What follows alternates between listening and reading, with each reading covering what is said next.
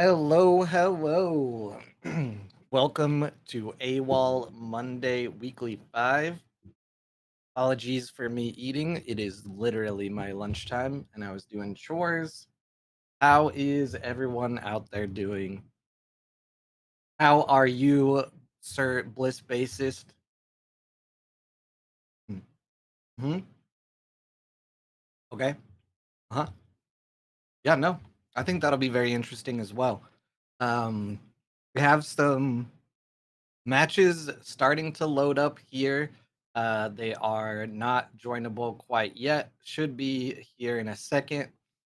Want to see if I can find someone from over the weekend that we can maybe take a look at.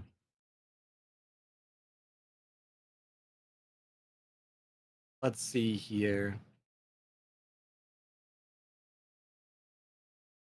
All right, Leith Fay on table 44.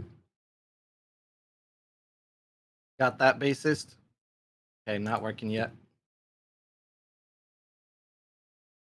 I want to see if we're still seeing a Kojo or maybe something else after the World Championship qualifier event in Lille, France, where Leith Fay just barely did not make it to top 32. That's the wrong screen. What are you doing, bassist? That's not what you're supposed to be showing. Come on, man. Not even the right named browser. Man, it's hard to work with such a personality, but I gotta go with what I am given. Shout out to everybody in the chat. Let me know where you're tuning in from. Let me know what you want to see. I gotta put a little bit of music or something on my end because it is very weird to be doing AWOL without someone else's voice.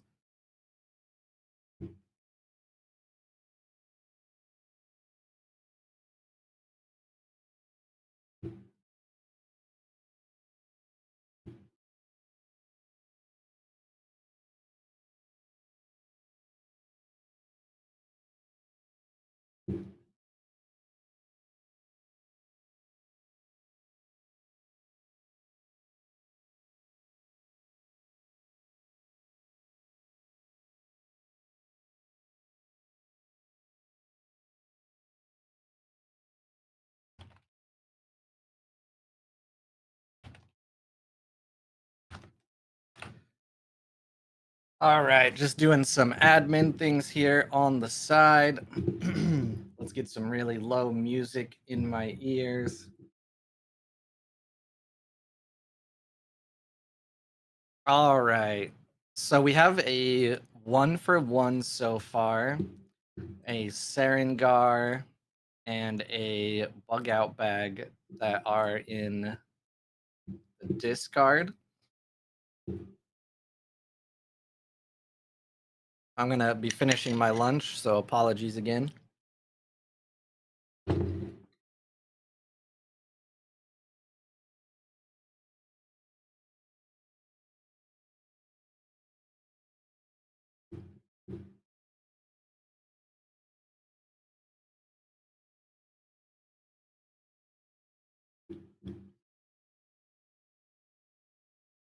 Hello, hello, Endorvian, Crazy Minds, and Potato.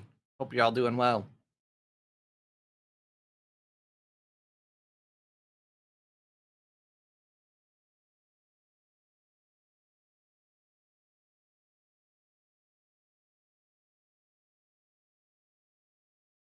The Grems into Armored Jammer is actually pretty interesting.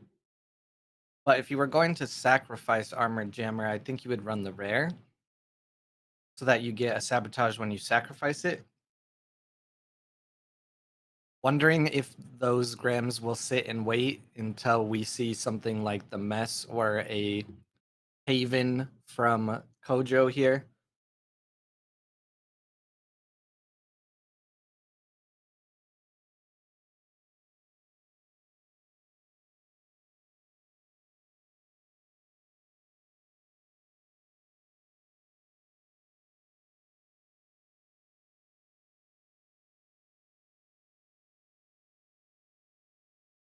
Okay, so we're seeing a Neelam for Wise Frank on the Sierra. That should, yeah, allow a bug and a moth. Ooh, what do we got here? A sap sniffer coming out. Just let's see if I'm the only character in my expedition resupply. When I leave the expedition, draw a card. So mainly just playing that out to get the card when it leaves, and then also set it up to get the from reserve ability.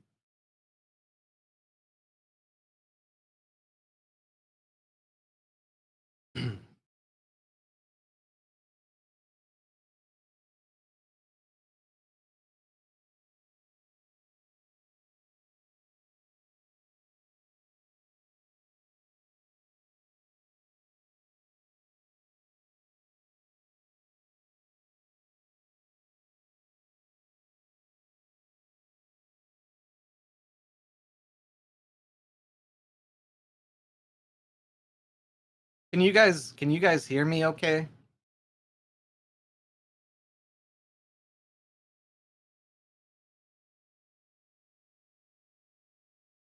For some reason it says my audio bitrate is 0, which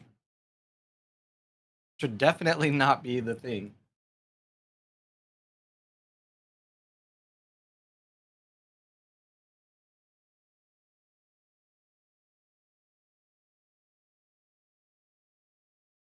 Yeah, I hear you just fine. Okay. YouTube stream health is high. I have rice and I forgot what these sausage things are called. Some kind of spicy uh sausage type thing.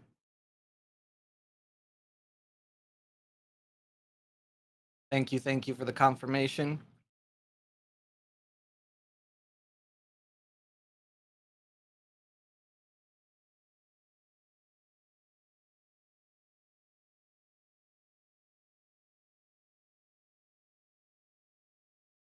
Oh, okay.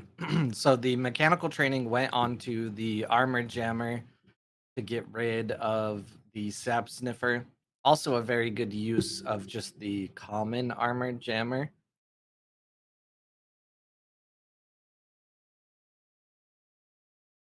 I think there's a lot of really viable Sierra decks that we've seen over the past couple weeks.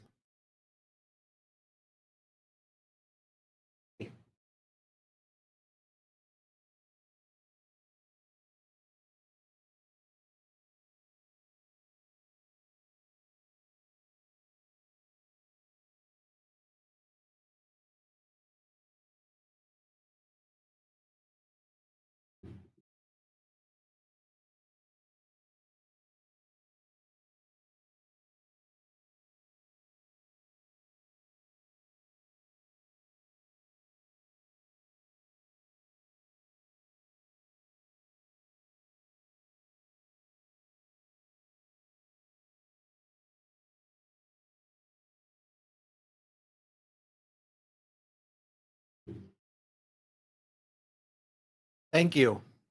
Yeah. He's just going off in my ear nonstop. It's kind of upset that I picked a Bravos versus Axiom game for the first match, but we'll get some Lyra matches in here, no doubt. Listen, bro, I told you we would. I'm not gonna lie to you.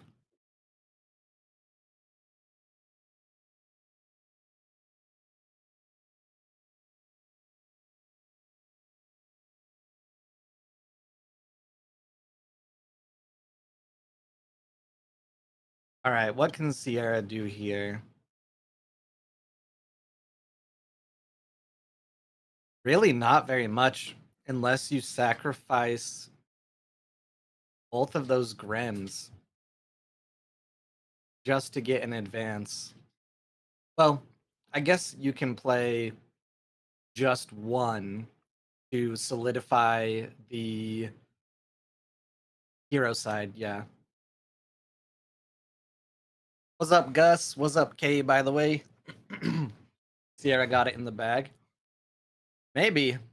This turn looks a little unfortunate for the Sierra, and the card advantage for Kojo is going to keep increasing.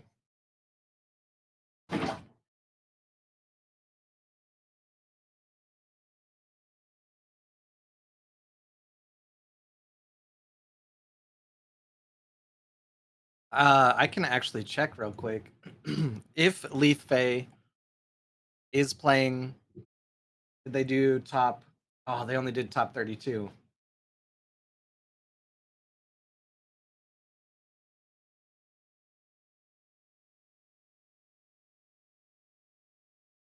See if I can look up from history. I'm wondering if Leaf has landmarks in this deck and is just not playing them because of the Grims. Hmm, The most recent list from last month has no landmarks. So the Sierra in a very unfortunate position with all of these Grems and nothing to sacrifice unless it is their own landmark.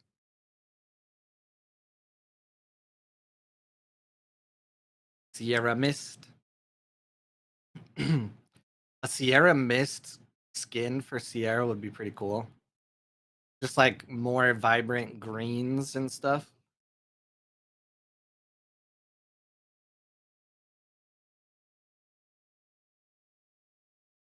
Ooh. I feel like this could be a very risky play. Obviously, the only play that the Sierra had.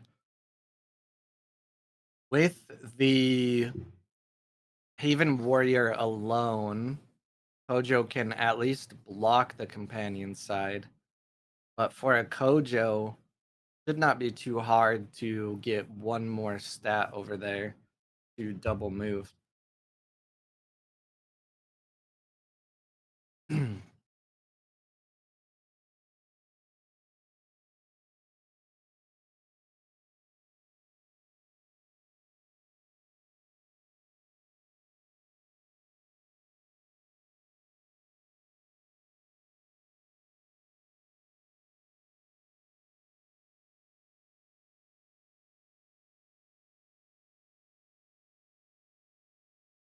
Duel of Grit will also do it.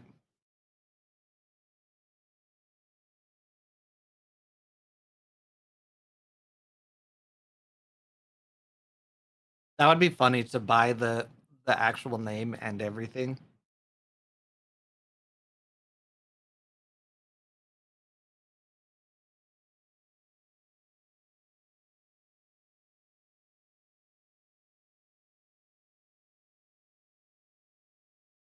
The Kojo is also seemingly playing very well around the fact that Sierra wants to either exhaust or sabotage things in reserve.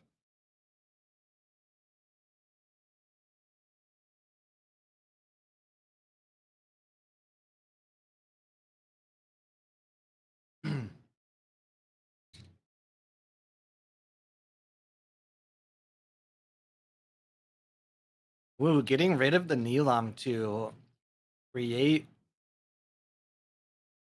Let's see. So yeah, the Grims got rid of the Neelam. That was really the only choice. There was no bug out bag or anything else. Ooh.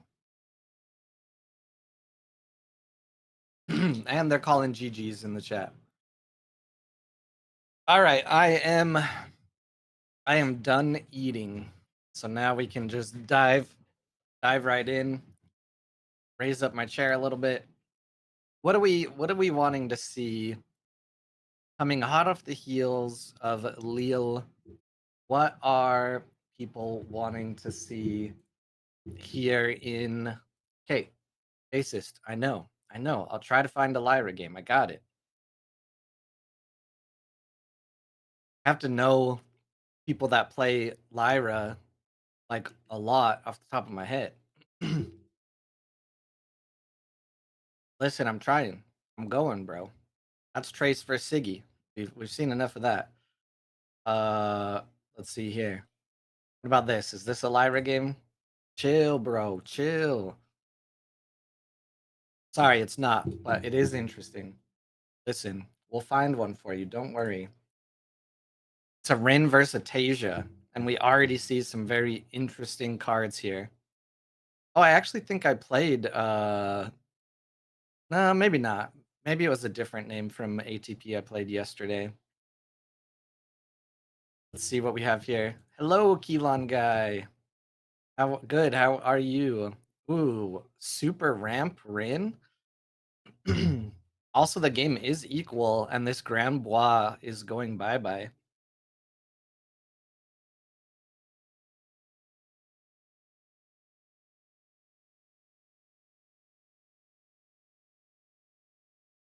I think it's going bye bye, right? Yeah, cleanup hadn't started yet. Cool.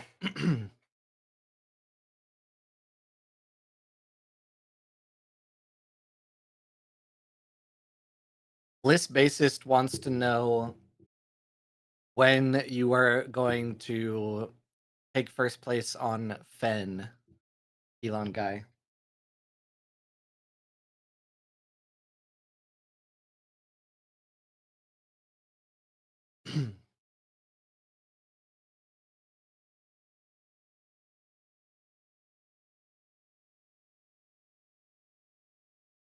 The weather cooled down. Nice. I think we have warming the next 4 days.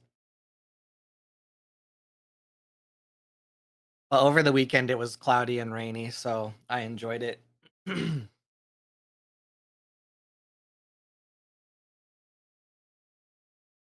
Another Grand Bois. If I'm playing a Grand Bois deck, I kind of hate to see it resupplied.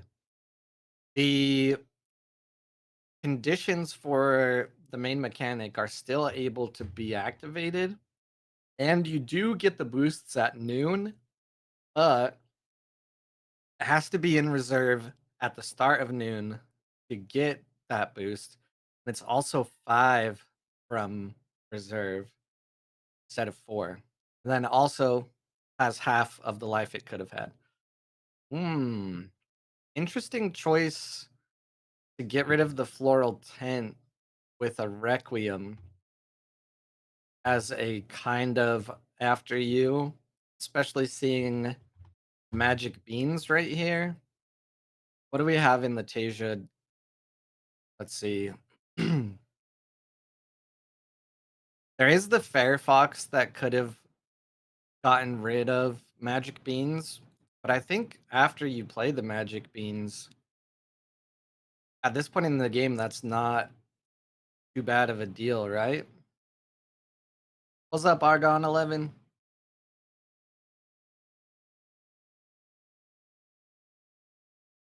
Okay. They do not want any floral tents at all whatsoever. Get those things out of Rin's sight.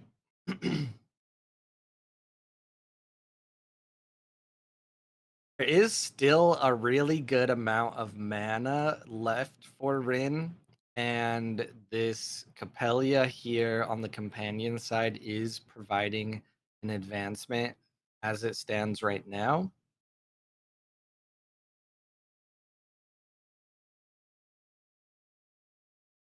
Seems like Rin is just betting on the fact that interesting choice. Interesting choice. So if you don't know about beans, from anywhere it does give 1 boost, but it also adds forest to the region, which, knowing how Rin generally plays, I would have expected to see it on the hero side. But this Rin is subverting expectations here and is also progressing pretty well, so very interested in what they're planning to do next. From what we can see, it looks like Asia has an advance and a block here on the hero side. Actually, not an advance, just a block. That daughter is enough to block the Tasia from advancing in return.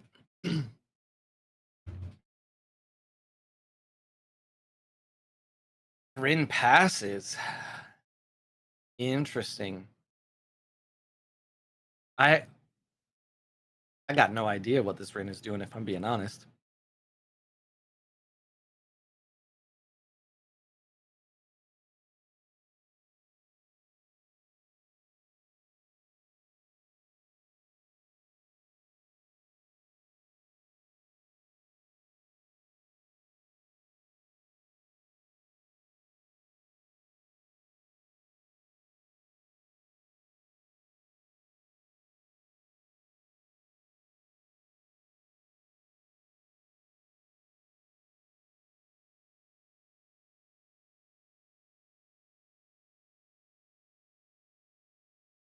Has anyone watching ever tried just a straight up like anchor Rin?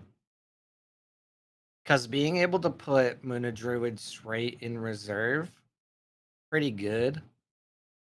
I think just the really big downside of anchoring is all the cards that do it from quick action, it has to be 3 or less hand cost that you can anchor.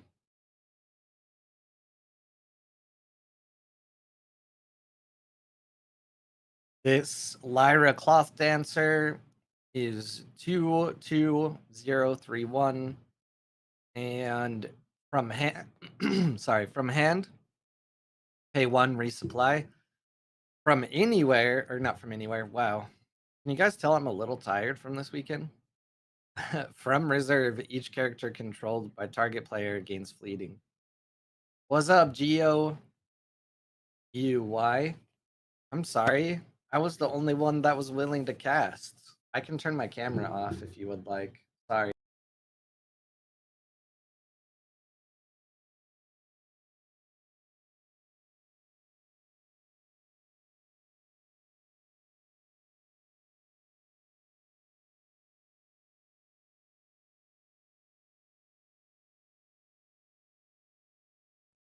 If I hide my camera, you can't hear me.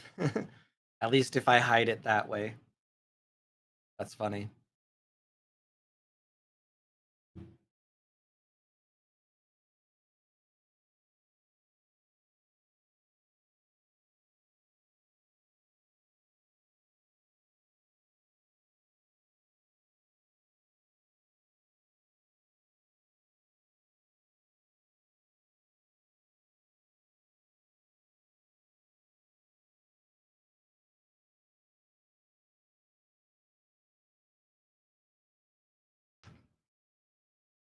Sorry, I'd only be free for half an hour, which I don't think is worth usurping Bliss basis for.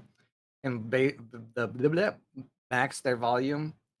It's pretty high. Like this dude is just freaking screaming in my ear, basically. I don't know how you can't hear him. Right now, he's very upset that Rin would play a cloth dancer. Also said it's not one of the strongest cloth dancer uniques, so there's got to be a magic bean right here, right?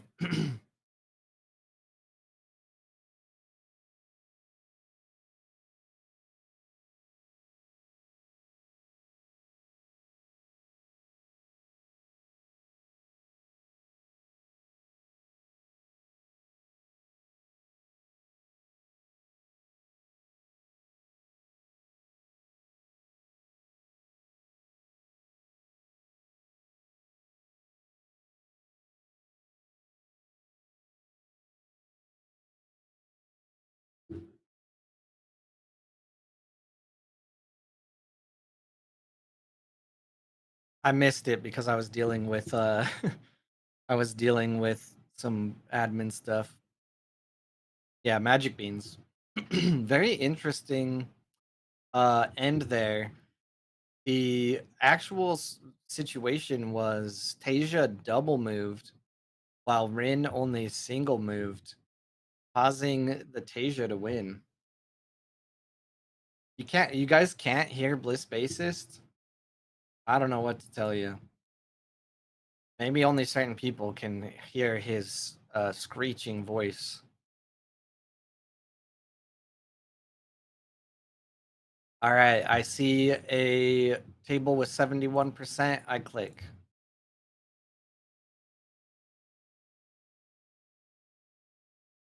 Ooh, Atsadi versus Basira, and the Atsadi is taking it away. Getting an overview here. Have who relog into Discord? We're not on Discord. Sakurabru, your opponent's expedition facing me moves backwards one region. When another character joins your expeditions, draw a card. That's a nice Sakurabru. Are you talking about the Bliss bassist? Only I can hear them. So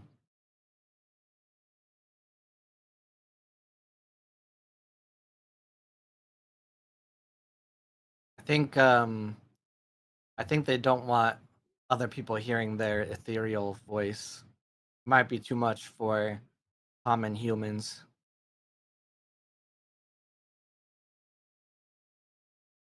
Put the top card of your deck in your mana zone. When I go to reserve from the expedition zone, if I have 2 or more boosts, put the top card of your deck in your mana zone. So gonna want to get 2 boosts on that. There's a sabotage here.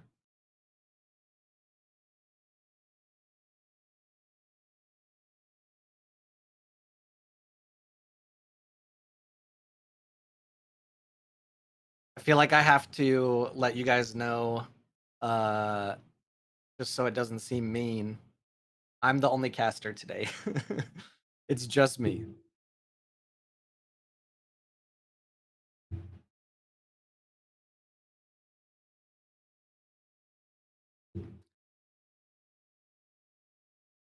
I was just talking to myself and pretending. Nobody else was available today.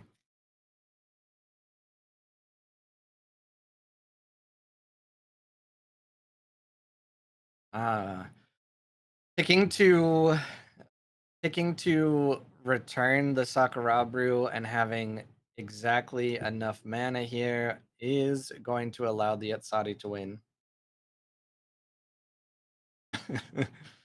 uh,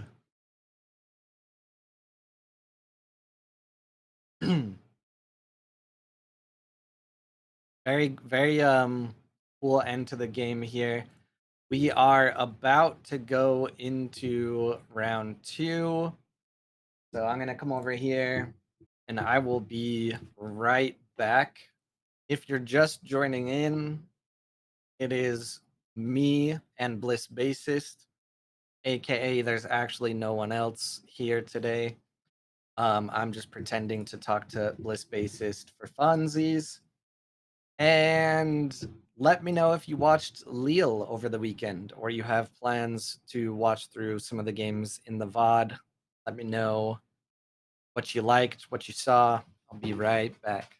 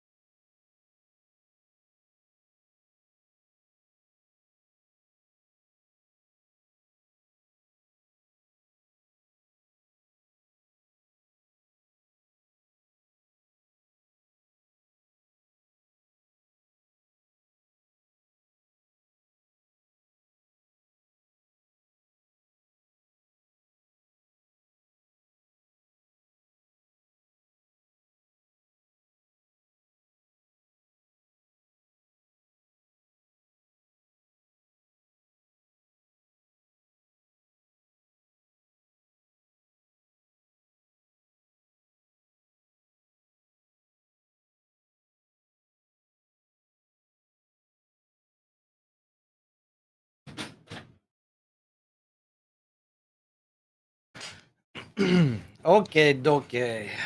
We're gonna refresh the system here. And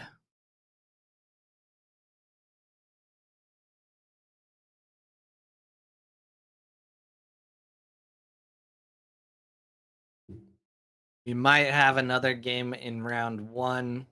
We do pop in there.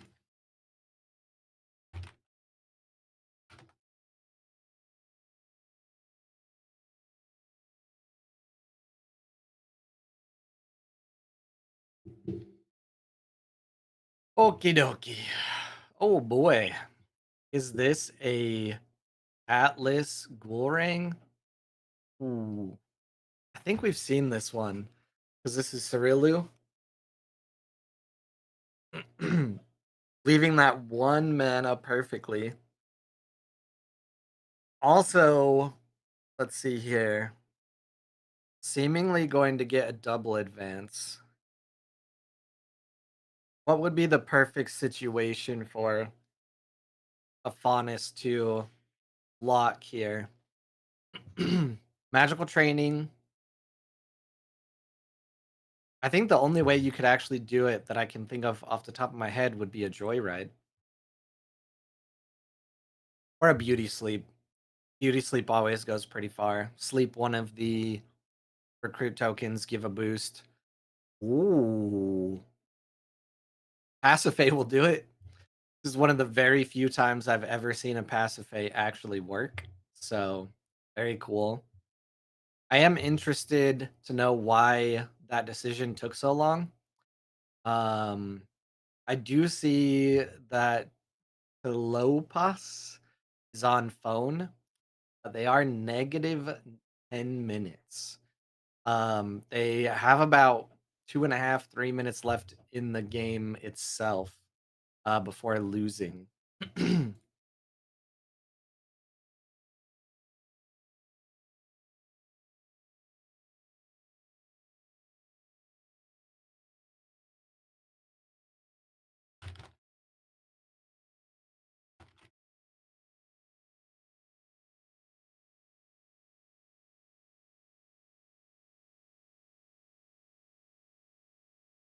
It's a rare Pasiphae too, yeah. What's the difference between the rare?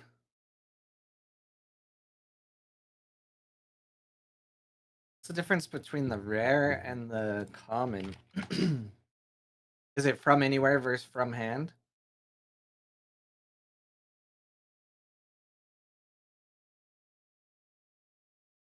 Oh, the common gains fleeting from anywhere. That's what it is.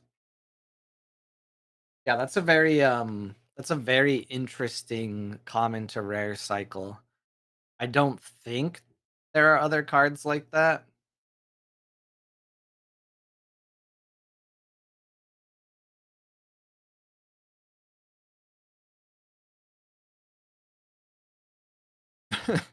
They're talking about the time in the chat. One of their teammates from AEG is saying something. Stavafer timeout. Or say speed legars. I do not know what legars means. Lesgars.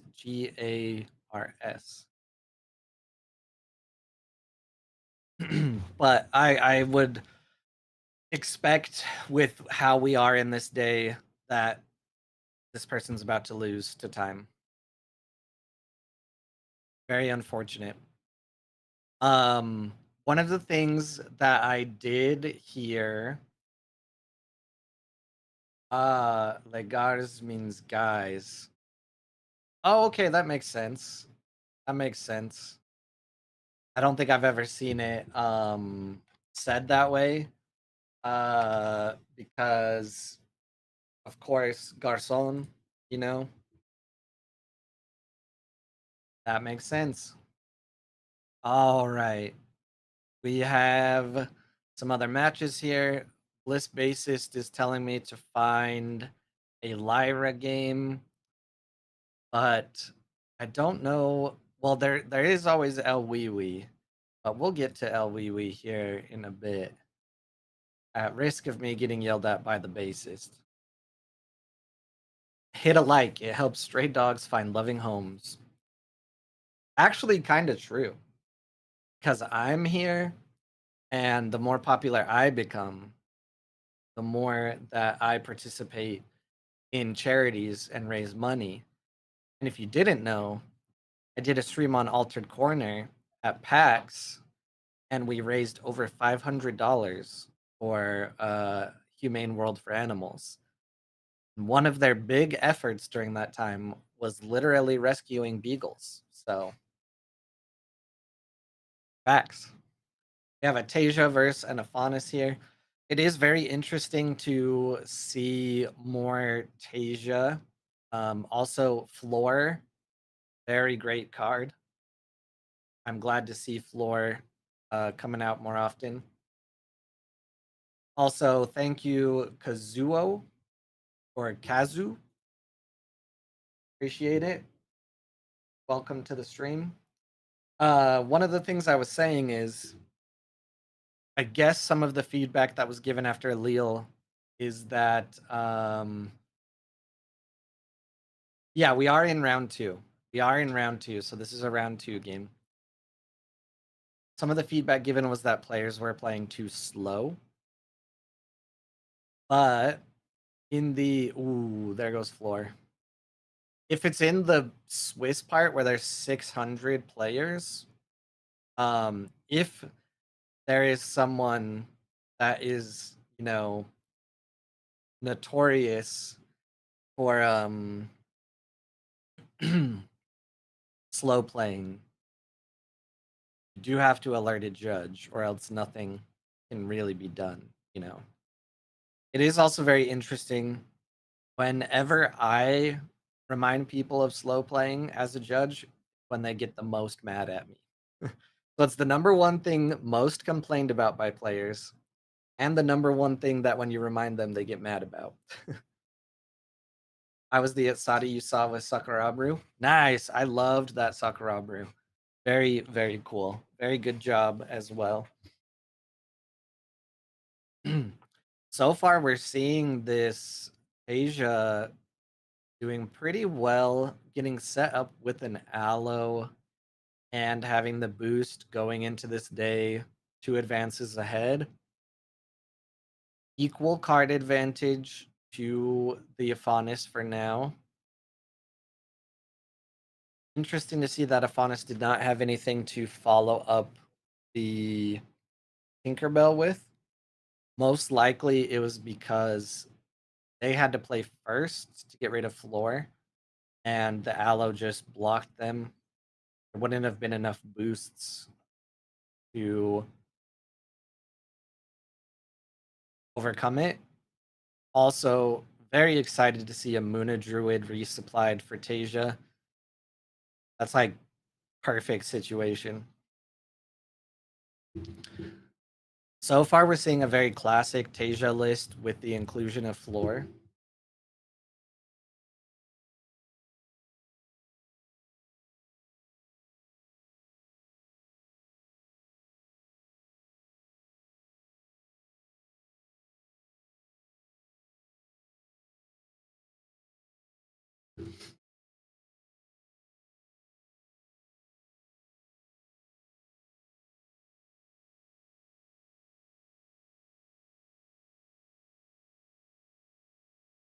Yeah, this setup is just looking very, very good for Tasia so far.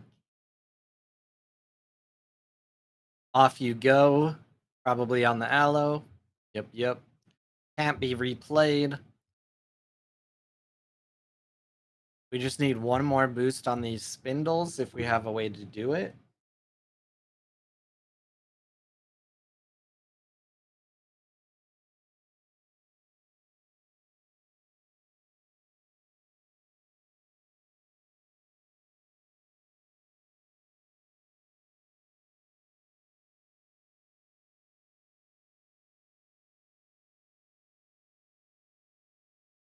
The Ogon, let's go.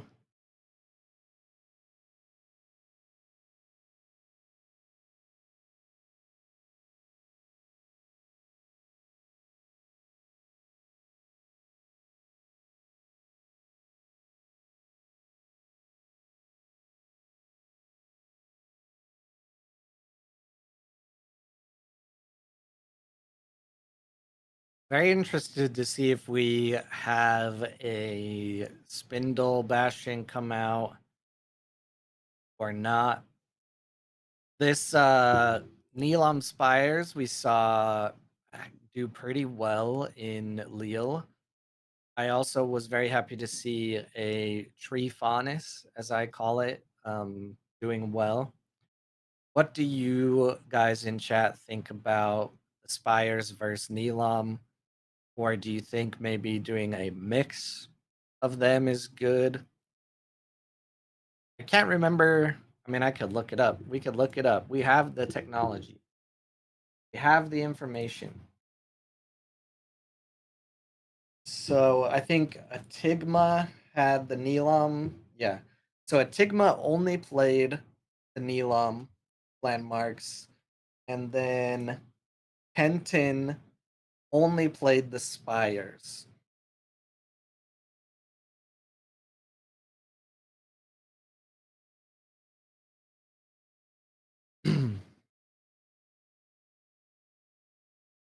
Another Muna Druid just chilling.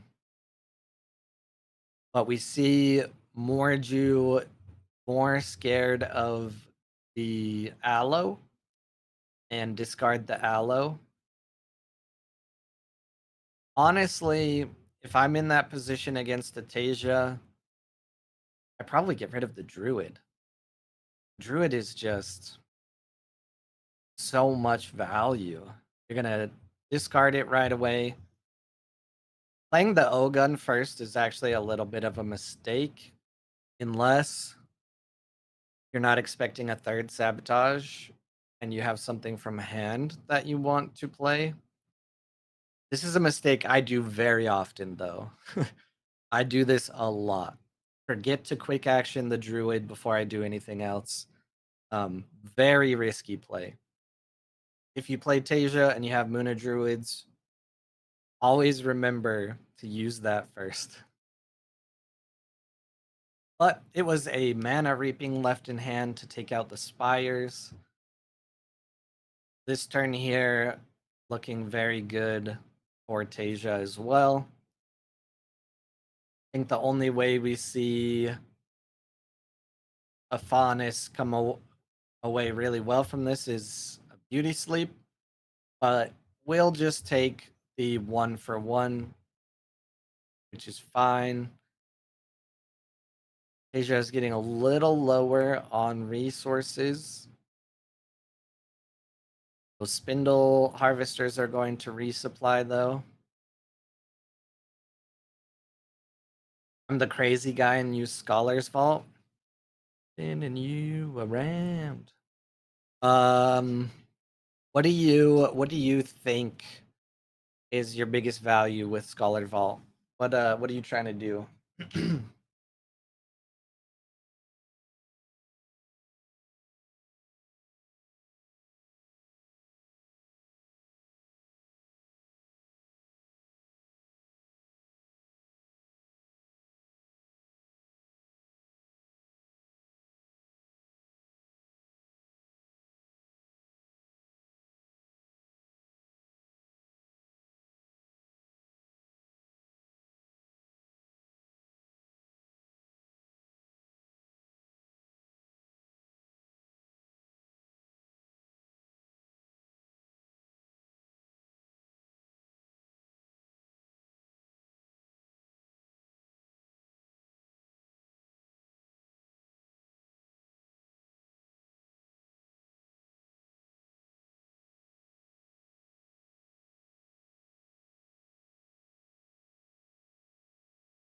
I'm kind of slowing down a little bit here.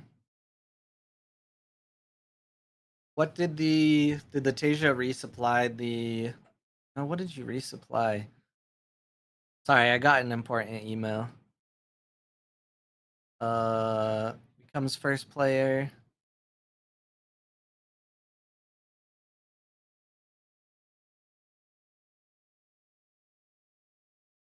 I don't know what was resupplied.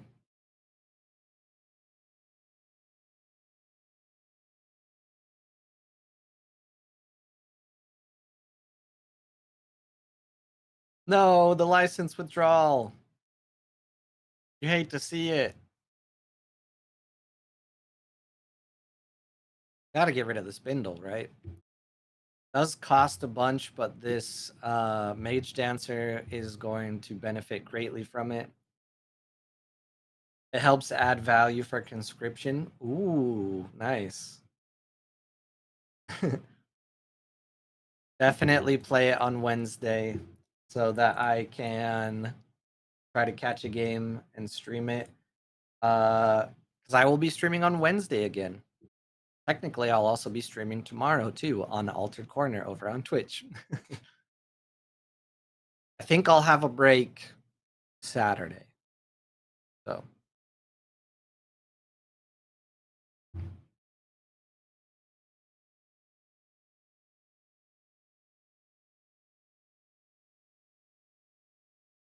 I think right here is where Aphanis starts to pick up speed and be able to overcome a lot of the things Tasia is doing. First, I would expect the Spindle Bastion to be taken care of.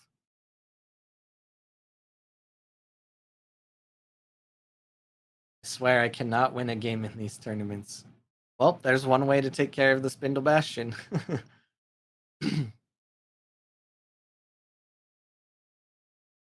If you want to ever talk strategy or look at decks, things like that, feel free to send me a DM. If you control 2 or more plants other than me, characters you control gain 1 boost. Very sneaky little progress there. This is still a very good turn for Tasia. The biggest downside is the lack of resources they are going to have going into the next day. But the hunger already being played, a second one probably too risky and not enough value. Still looking pretty good for Tasia here. I need a break. Yeah, I'll be fine. Just make sure you like and subscribe to fuel my soul.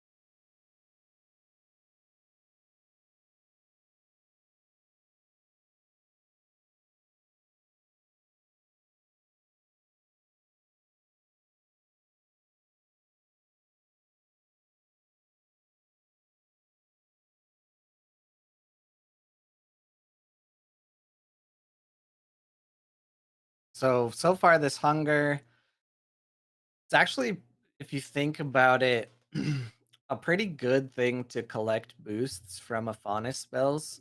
And now that the Bastion is gone, if there's another off you go, this could be a very good turn for Aphanis to secure a double move. Asia has nothing left. There's I'm a prophet. I'm psychic.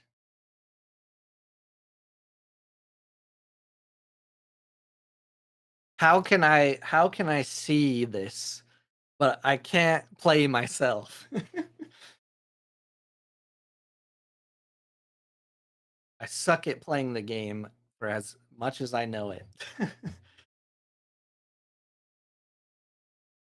Very good turn for Aphanis. I think this also kind of shows what I was saying a couple turns ago, where this is where Afanis is going to start running away with the game. And this is exactly why Tasia is in a really hard spot right now. That hunger took out basically everything. Afanis has more mana, same card advantage as of right now, and has access to a bunch of removal. Psychotic? Maybe a little bit of that too.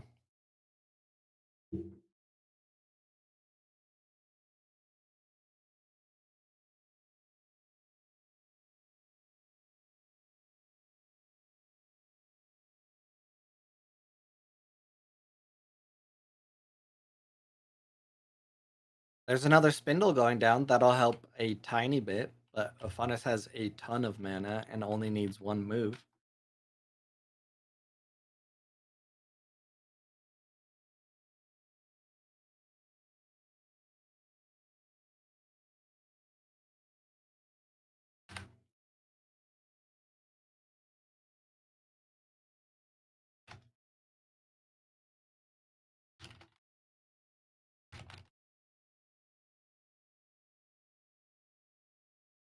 Oof. Unfortunate. Tasia had such a demanding presence early in the game, but then just was not able to secure it in the end. I haven't fully figured out a solution for Tasia yet. My best performing deck right now is actually Navenka, which is funny.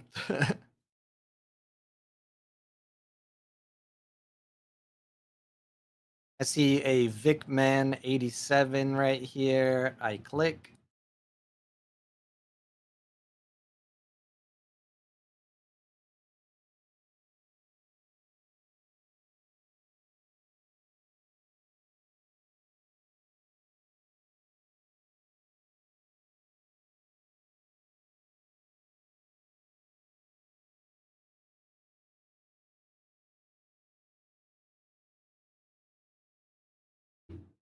All right, so we see another Atsadi here against a Sigismar. Basically on the tumult, pretty equal, but a double move incoming for Atsadi here is going to secure them the win. Enhanced prototype, you may spend one counter from a card you control, ready 2 mana orbs. From hand, you may pay one if you do. You put the top card of your deck in a mana zone. Very cool enhanced prototype. This one is when I go to reserve. You may pay one to draw a card. Very cool. Very cool tech there.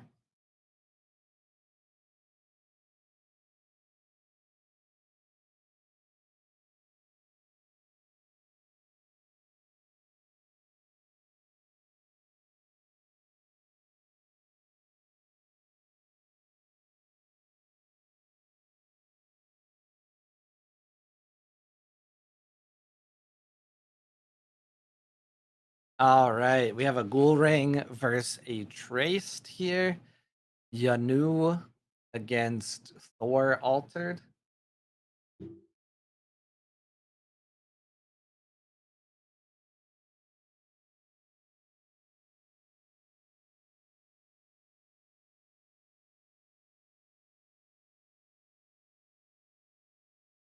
We have another kind of big time discrepancy here. Traced with some Anansi's. You may put a card from your hand in reserve. If it's a permanent, I gain 1 boost for each card in each player's reserve.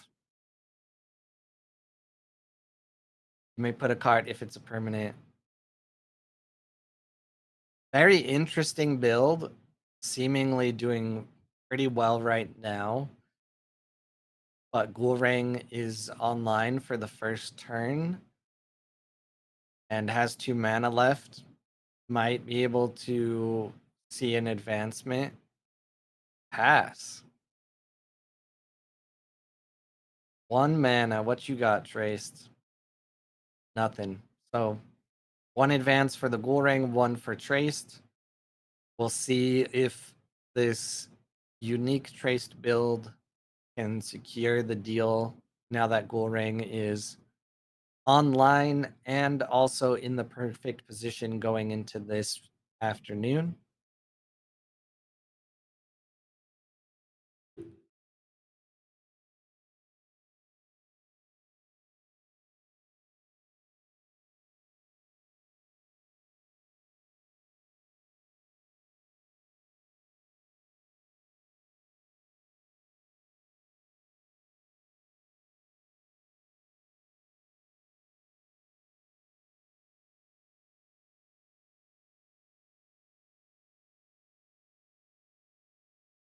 Love a good hooked.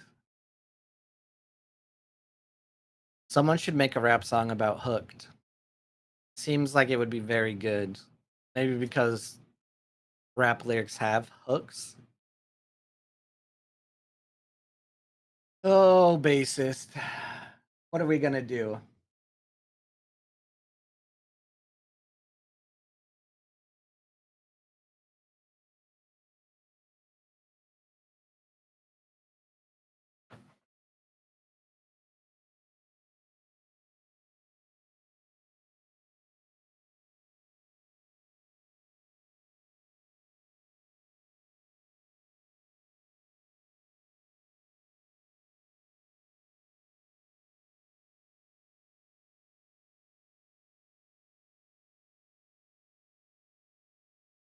Do we have another bug out bag or something here to... We do. We have a Kellen cylinder. This is a different style of unique and traced setup than we saw at Lille. This Atlas making all the tokens gigantic is going to be hard to overcome. There is a Frank here, though. What do we got? It's going to need a boost from a rare Kellen cylinder. Perfect, perfect. Is notably... then plays the other one to give another boost. Beautiful. Which is just barely going to block the Ghoul Ring.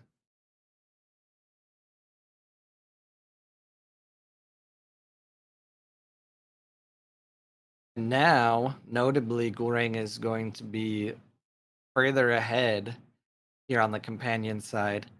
Not get as much value out of the Mesectet.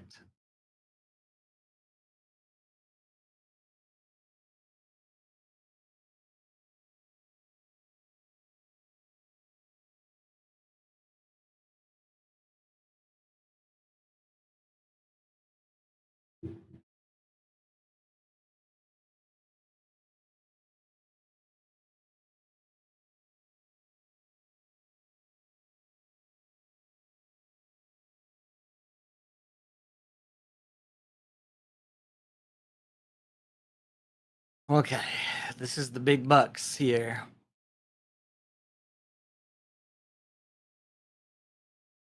We have all the Anansis gone. 1, 2. There could be a third.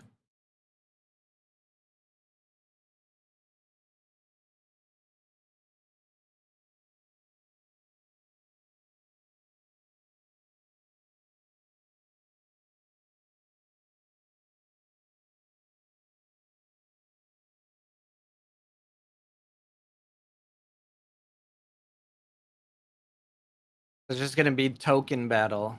Token battle, token battle. Token battle. Damn, how does Ghoul Ring have 3 mobile armories just chilling, never used? That's hilarious. Traced is about to cycle their deck. Hello, Potato. I see that your profile image changed, if that's what you were testing.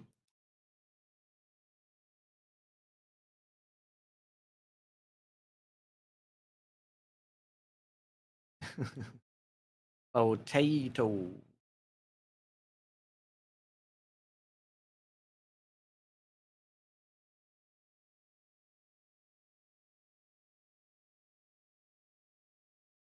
Orang is okay. Orang is looking to get a double move here. Really big issue with how much time Thor has left, though. Especially not securing the win right there.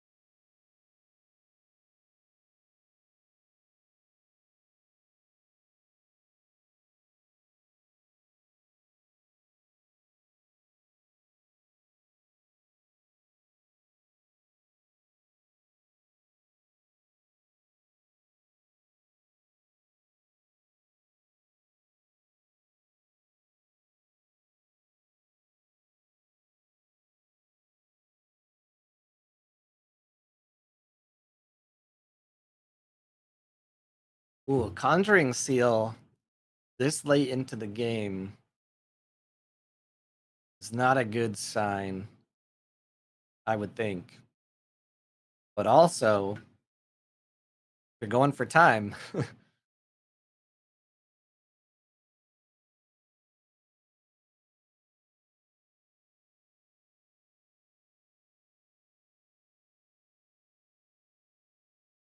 Should be about 4 minutes left in this game, maybe.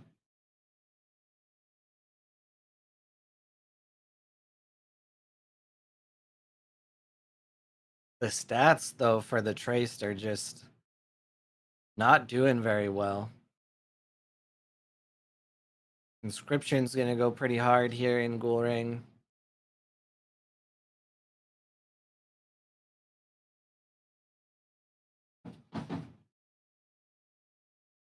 Oh shit.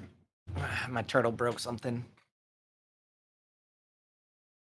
Bro, how'd you topple that?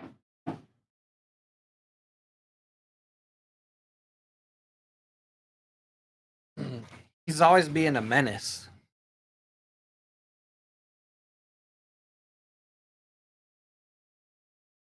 Can't have anything nice because he's always breaking it. I have the hook for your rap song. He's fine. Sometimes he just friggin' goes wild and then falls on his back.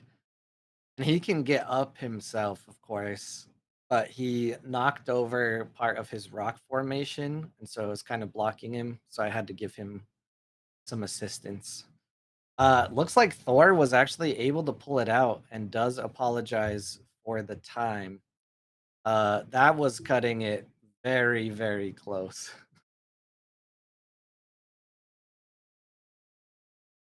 That should also take us into. Oh, nope.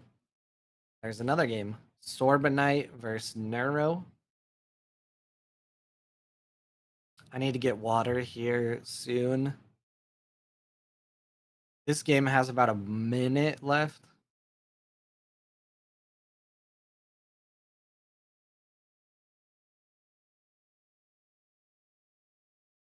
What do we got on this Athena? Create a brass bug. You control two or more landmarks. I lose fleeting. Pretty nice. Yeah, this is very nice. 2 from reserve. Reserve is where you want to play it the most, really. So far, we have. So far, we're going to arena, right? Can I count fast enough? 1 card left. So 2. GG. Yeah. Well, wait, what? I think there's still a path, right? Neuro's the one that called, GG. But there's a spirit wielder here. I guess the path is if yeah, you just play Amelia Earhart there, then Basira's already been spent.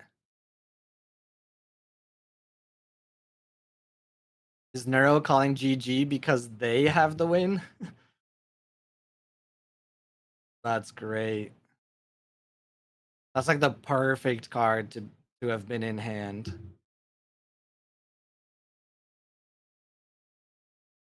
There's no chance. Oh, there might be a chance that. No, there's no chance. No chance for Arena. Neuro should have this.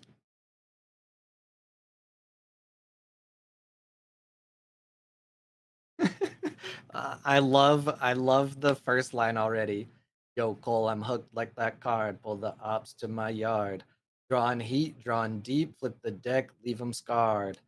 It's the axiom grind, etched in code, no lie. Every move built a cycle. Keyword resupply. Beautiful. All right, I need you to record it now.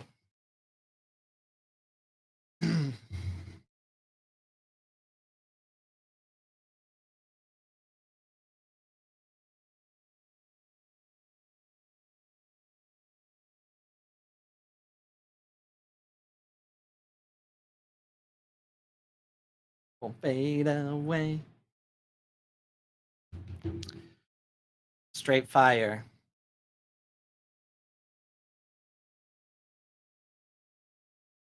Straight fire. Ain't no Neelam Spires.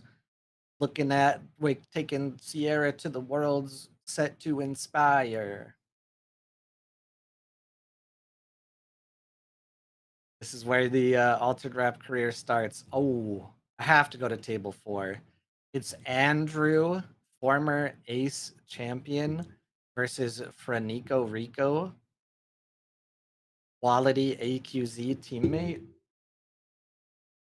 Have you ever listened to the guy that makes like a lot of anime rap songs?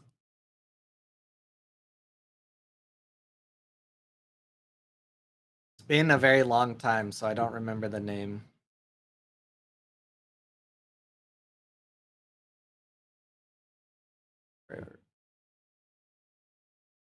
This new weird thing about not being able to refresh the table on BGA is very interesting. Because it says error loading instead of just loading the game art. Okay, it still works the same. I think there's just a different error than I'm used to. Don't think so, actually. I think I can find it rather easy.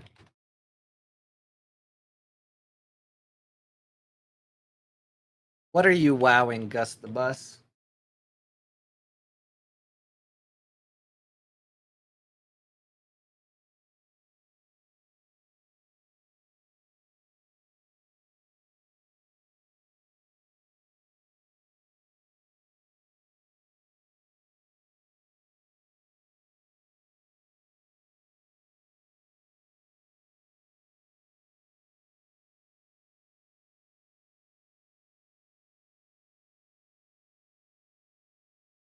There's actually a couple rappers that come up now. Might take me longer to find who I was talking about.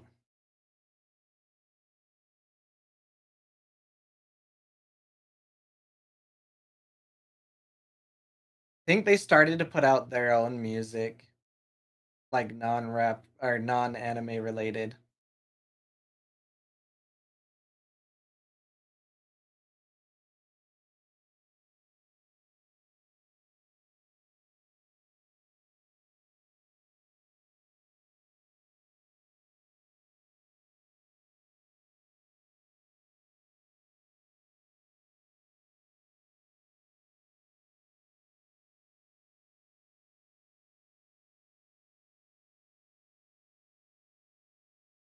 I'll see if I can find it.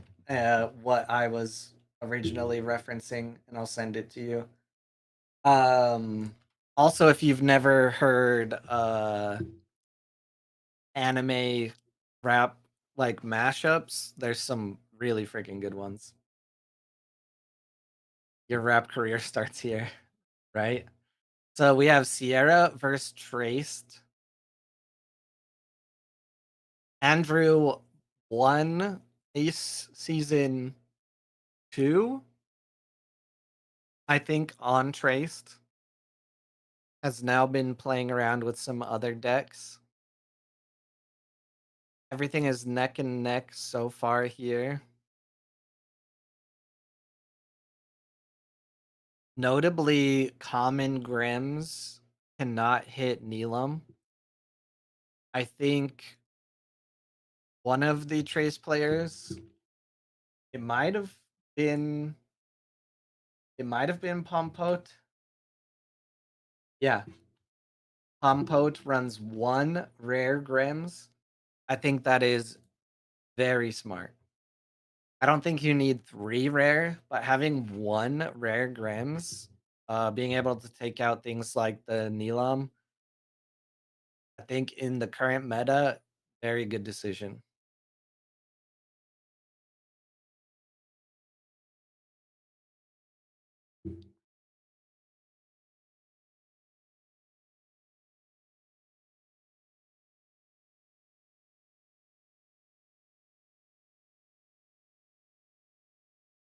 I actually do not know anything about Frenico's list. I'm not sure if he shared it ahead of time. So I'm not sure if there's a rare Grims in here. Neelam, hardly know him.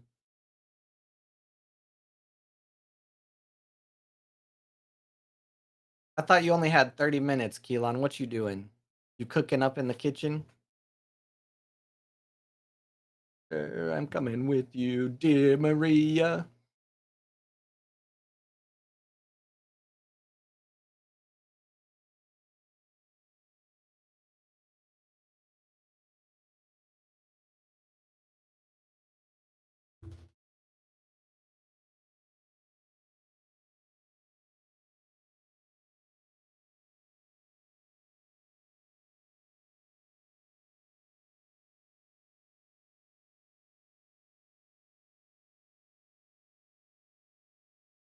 Ooh, a rare Kelonic heater.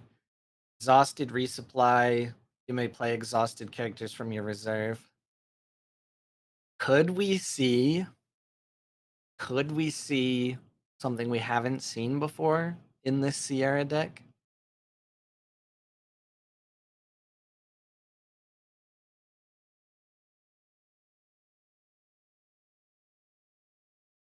Getting it at this point in the game into reserve actually does seem kind of clutch to me also. Paying 1 mana to just get it into place. Notably, Grims does hit it at common, but we're already 2 Grims down.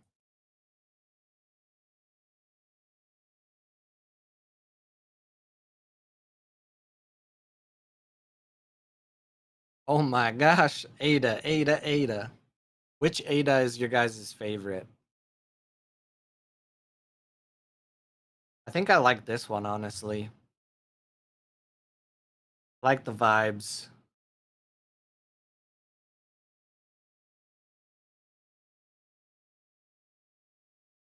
Watch out, Geraldo Antimago is scouting this game.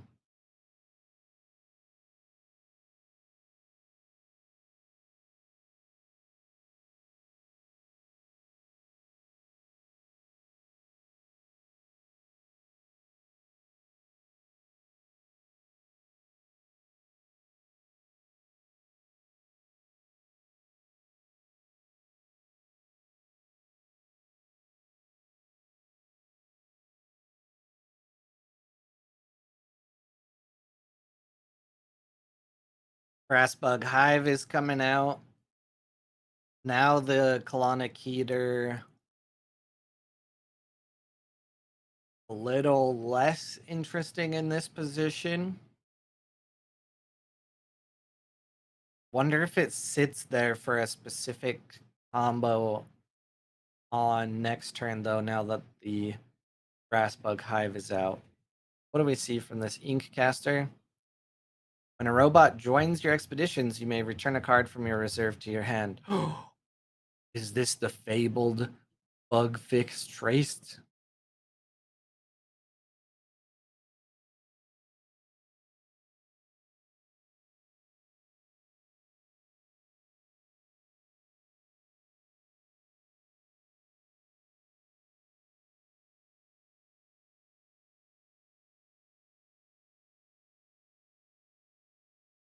Hey, nice. Very nice turn right there from Frenico. Very cool setup. And we are neck and neck on the tumult so far.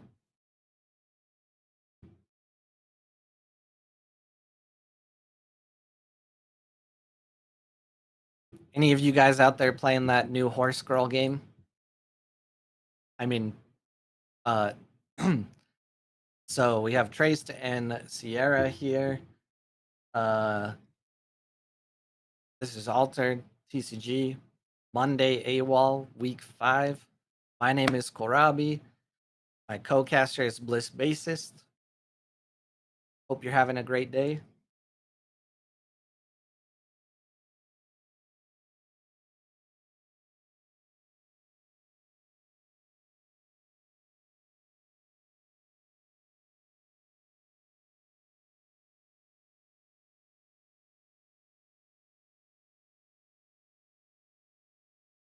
That's gonna need an elaboration.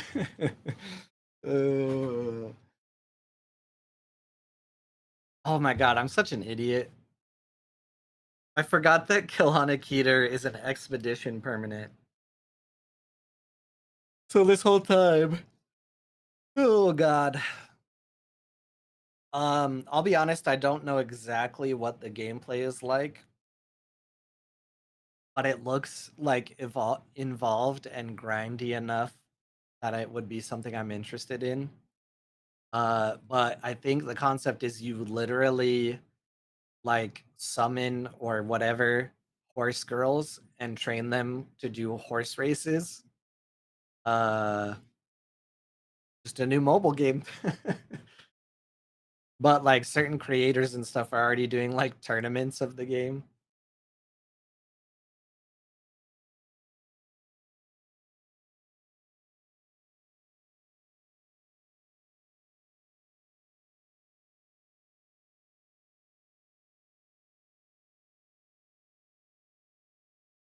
Ooh, another Neelam. Gonna take out the Ada. Listen, I got no shame. If I knew more about it, I would tell you. I got nothing to be afraid of.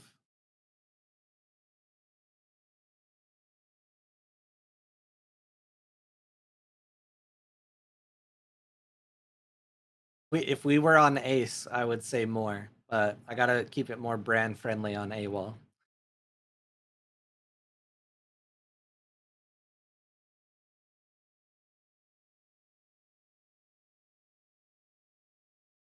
I honestly don't even know the name off the top of my head, but I remember I asked a friend who likes actual horses if she was gonna play it. So it's Yuma Musume Pretty Derby. Yeah, Yuma Musume Pretty Derby. All right. Anyways, this is indeed the bug fix traced against a exhaust centered Sierra. So far, with the amount of loop that Frenica will be able to do, should be able to get a double move here. Listen, I just like grindy mobile games. Except for I grind them for like a month and then I just forget.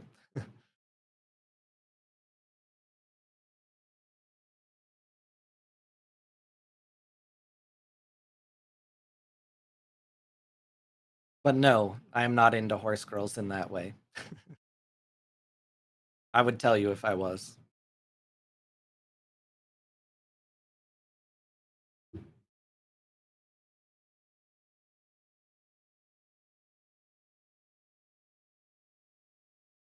Good thing Simon's at work.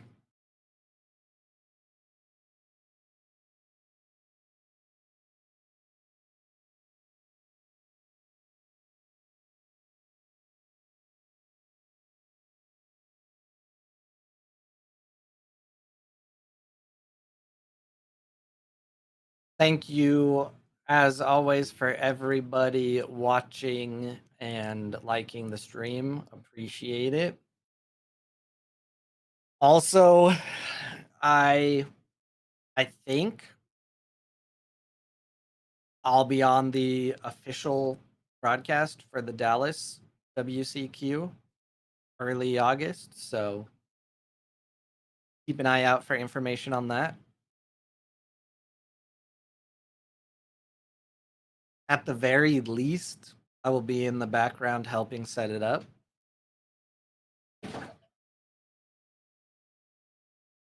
All right, what do we got here? Okay, so it's a Lyra Chronicler with the same robot condition. I think, unfortunately, now that this is out, yeah, Andrew just calls GG. I don't think there's any way around this unless you had removal to get rid of that immediately. Simon and Blue are at work. Oh. Avalanche, though. Does that help? It only gets rid of the Chronicler. Does it discard it? No, it just sends it to reserve.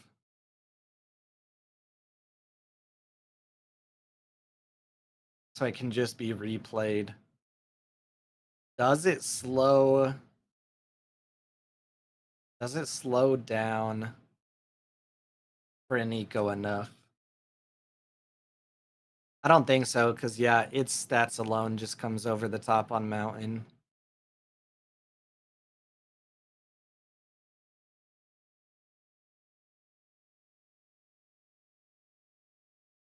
I mean, Andrew's putting in the work, though.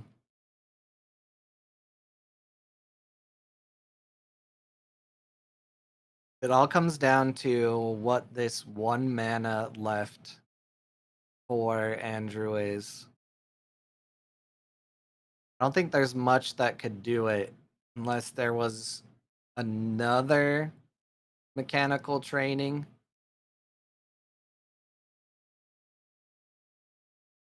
Interesting to know. I'm not sure if both players have cycled their deck, but Andrew definitely has, and unfortunately passes. So that is gonna be the GG. That pull of Avalanche, though, very clutch. Just couldn't take it far enough.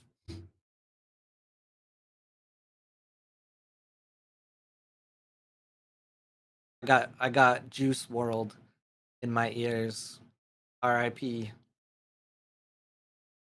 Let's see. Ooh, A.A. Brepost against Caleb. For some reason, showing really low progress. Oh, okay. All right. Can someone get Runefolk on the phone, please?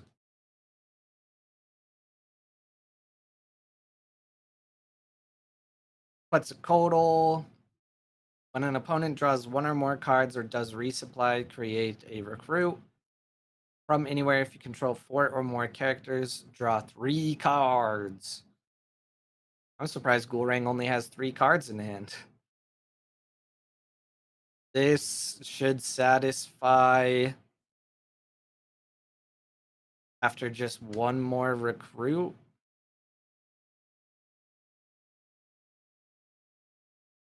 All right, here's a Quetz. When an opponent draws, create a recruit token. At dusk, if you control a token, draw 2 cards. Rune's Testament. RIP indeed.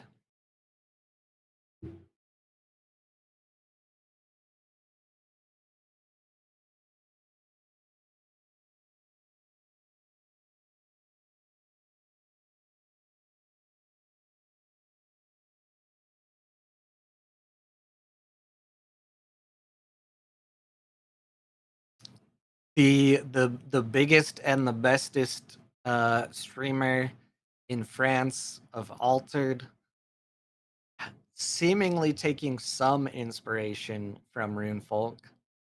Maybe. You never know. Sometimes two people have similar ideas that run side by side, much like horse girls do in a derby race. Ooh, ooh, ooh, ooh.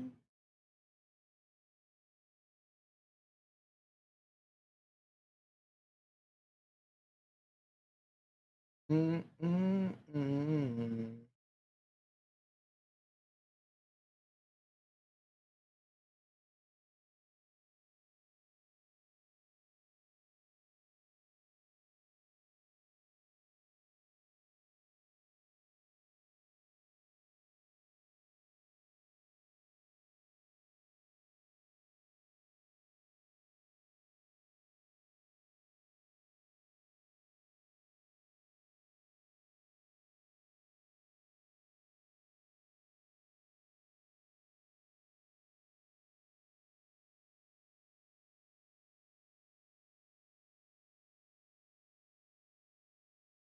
Very interesting turn.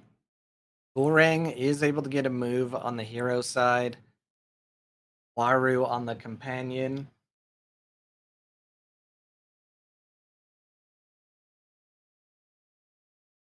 This game currently could really go either way, and both players are managing their time very well. Waru definitely has 14 cards in hand though with 11 mana.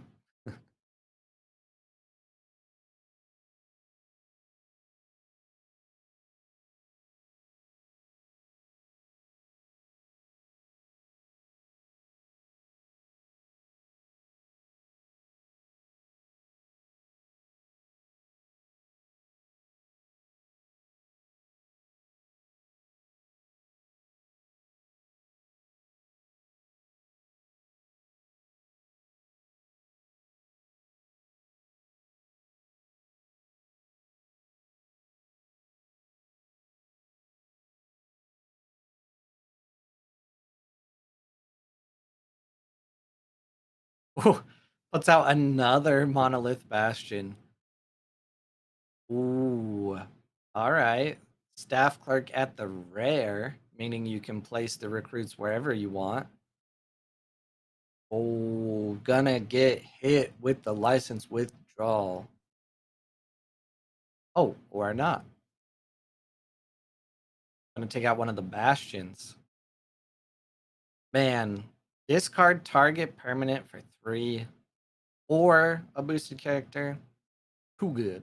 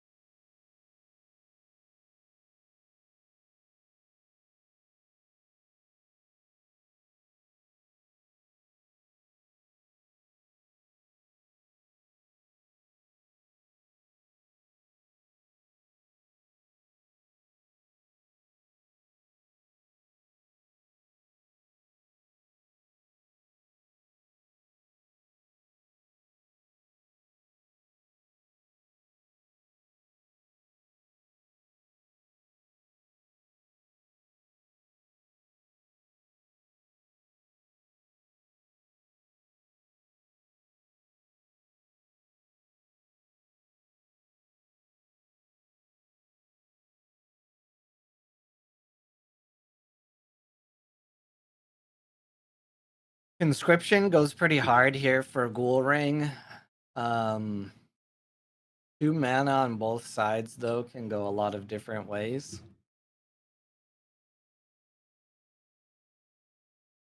Especially with a Bastion out for Waru. What do we have here in the discard? Okay, yeah. Like I was saying, Ortis Trooper. Gonna do pretty well. Ghoul basically has to lock over here. Or give Waru a double move. Conscription would give you 2 recruits, which only blocks one side if you split them up.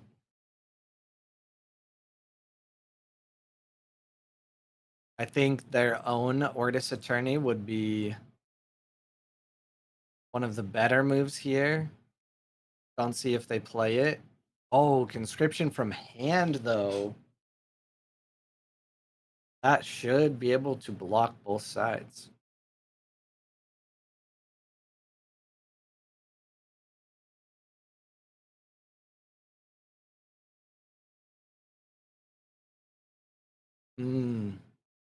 I don't know if denying card draw to Waru at this point in the game is better than denying a move. But maybe that is a terrible way for me to play.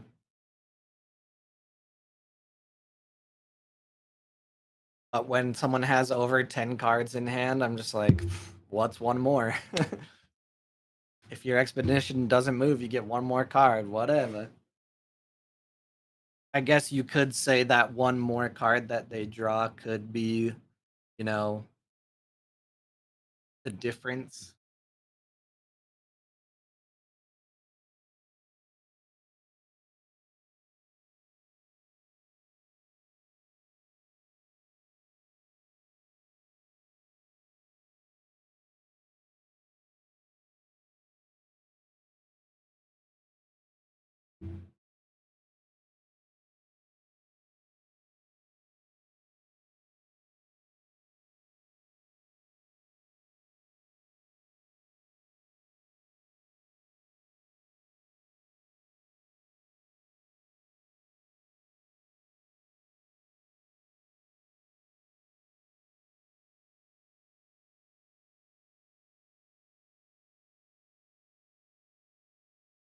You spawn all the recruits in the same expedition on that card.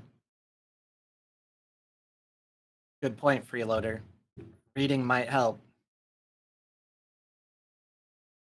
What's up? How you doing? You know I don't play Ortis, but also I could just read.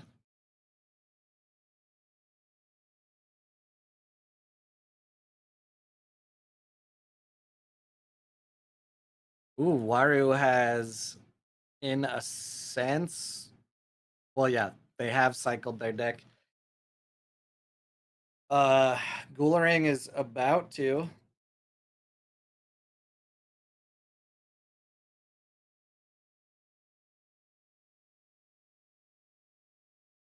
I think this is a win for, well, the 11-11-11 is hard, but can Waru find a way to do it? Or this is your most winning faction? Not by the numbers. By the sheer win rate, yes.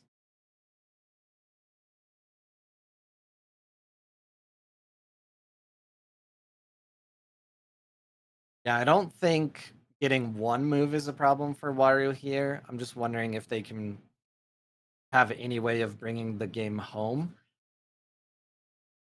With them going in so hard. I was wondering if we were going to see a Isatok, honestly. That's what I went to go look at the discard for, but Waru has cycled their deck. Very clutch play here.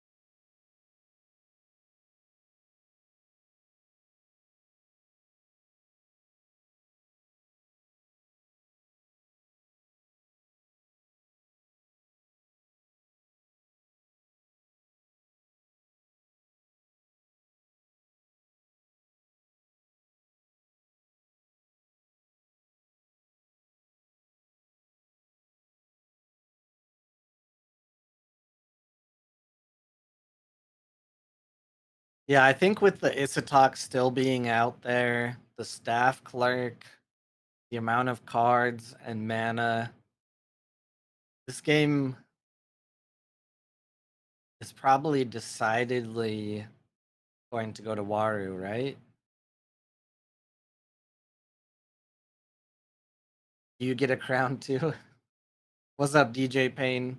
Yeah, it's this new. It's I don't have any control over it. It's this new system that YouTube put in. So it's based on who is chatting and participating the most, I think. Yeah. You get XP. What do you get XP for? Send live chat messages, send super chats and super stickers. We do not have super chats or super stickers yet. So,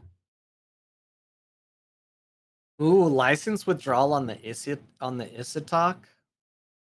Yeah, that would have been a pretty clutch moment. Unfortunately, does not look like Boring had it. They have one, two, two in discard. So either the last one is in here in these two cards. Incroyable. Um, or they only run two.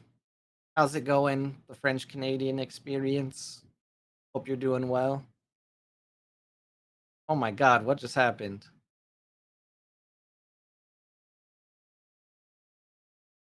I'm not gonna be able to read it for a second. Has to boost all these freaking tokens. What the hell?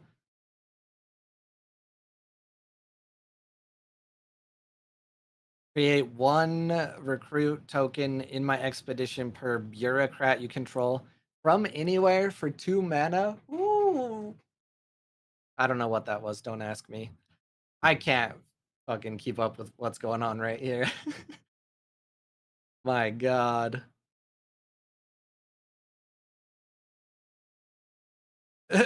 An artist liaison. Caleb, stop. They're already dead. 42, 42, 42. That's a screenshot.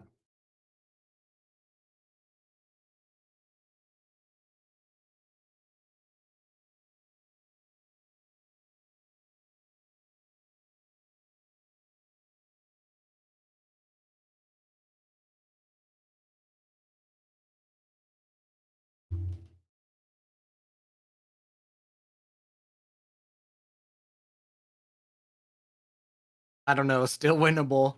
I mean, if Caleb doesn't finish their turn, you might be right. Because I think this table has been going for a pretty long time.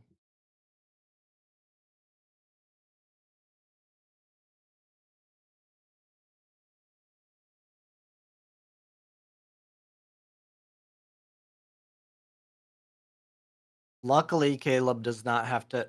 Oh,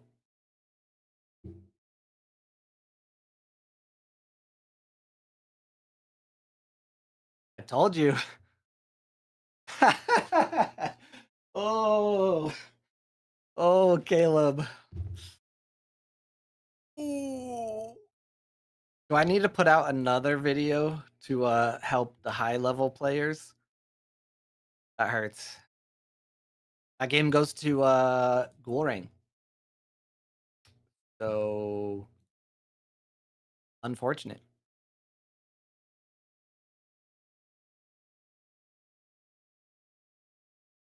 If you're just joining in, I was also talking earlier about how I guess one of the biggest player complaints at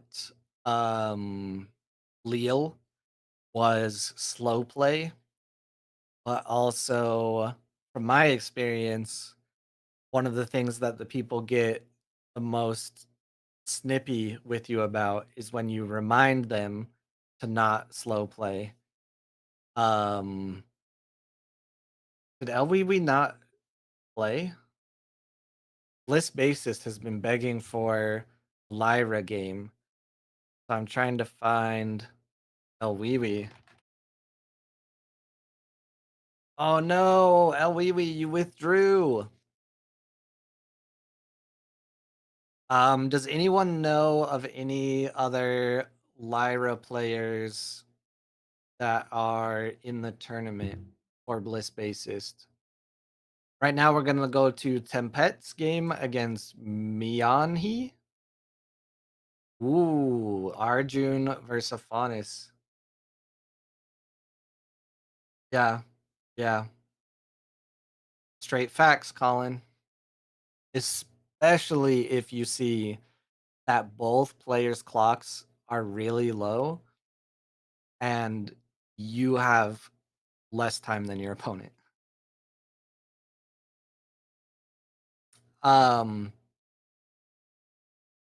but yeah, if you don't alert judges of like consistent issues of slow play with specific players, slow play is kind of really hard to like catch when you're in the Swiss rounds, especially, and just, you know, walking through games.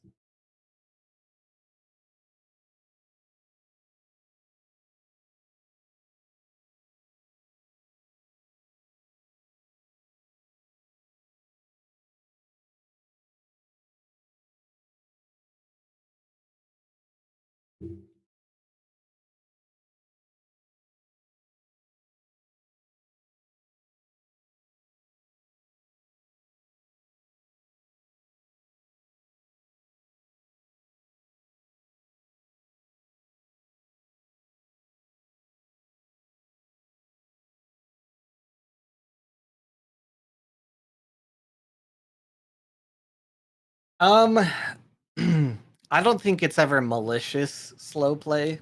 I'm gonna be honest, and I hate generalizing, but for some reason, players in Europe play a lot slower in general than 90% of players in like Canada and the United States. It's like just what we see with tournaments. Um, obviously, like all of the French players are some of the best players. There's very good players from like Spain and Italy. I don't know what it is. Uh Taking all that extra time just to absolutely make sure you've thought through everything or what.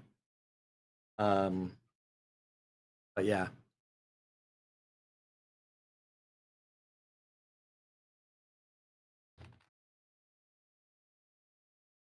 I really need some water, so I'll be right back.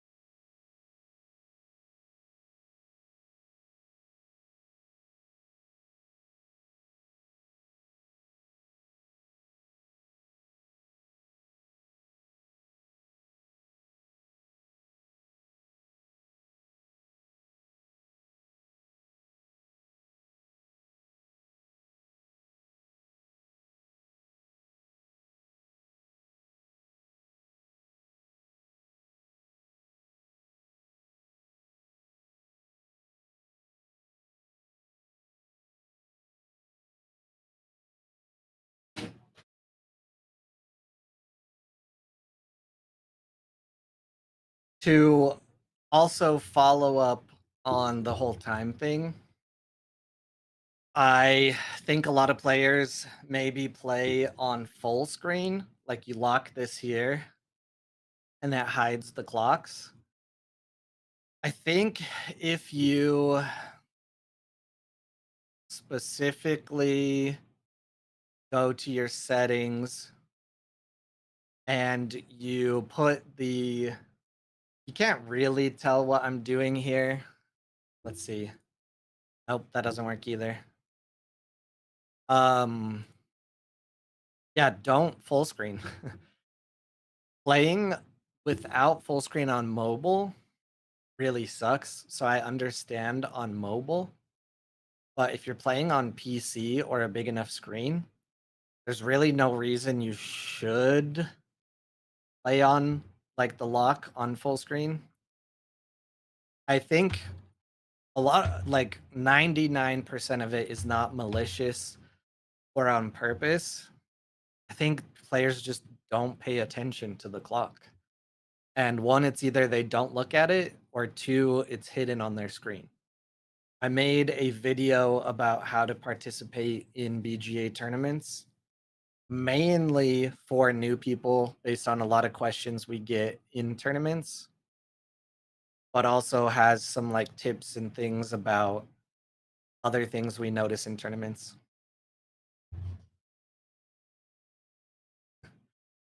Speaking for myself, I'm terrible at math. Yeah. Yeah, that is definitely also much harder in person for sure. And I have made plenty of mistakes going a little too fast. I definitely need to slow down a little, but a lot of other players need to not necessarily speed up a ton, but just pay attention to the time.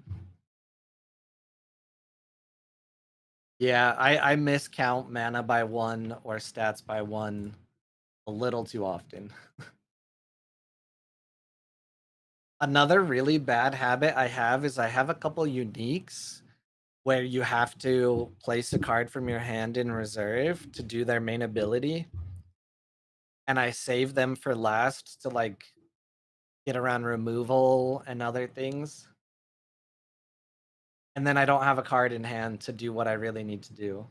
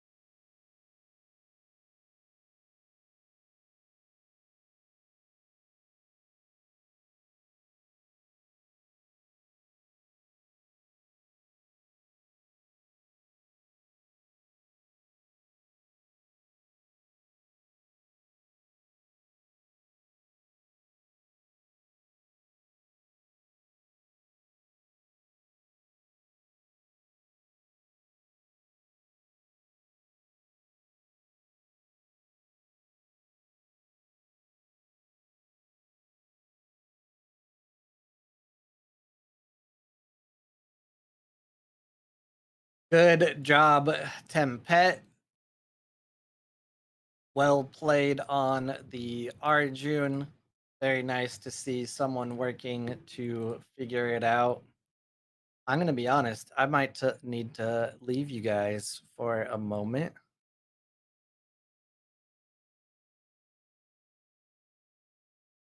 What's up, Rare Cuisine?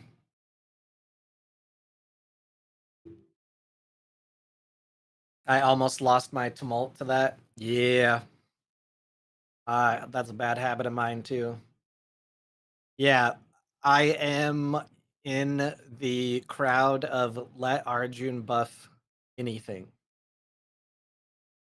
It was put a card from your hand in reserve to boost all characters. Yeah, I do stuff like that all the time. I honestly, like, legitimately don't think that is too overpowered because Arjun's ability, blah, got the chills. Arjun's ability already has a downside to it. It's not just tap me to, anchor something.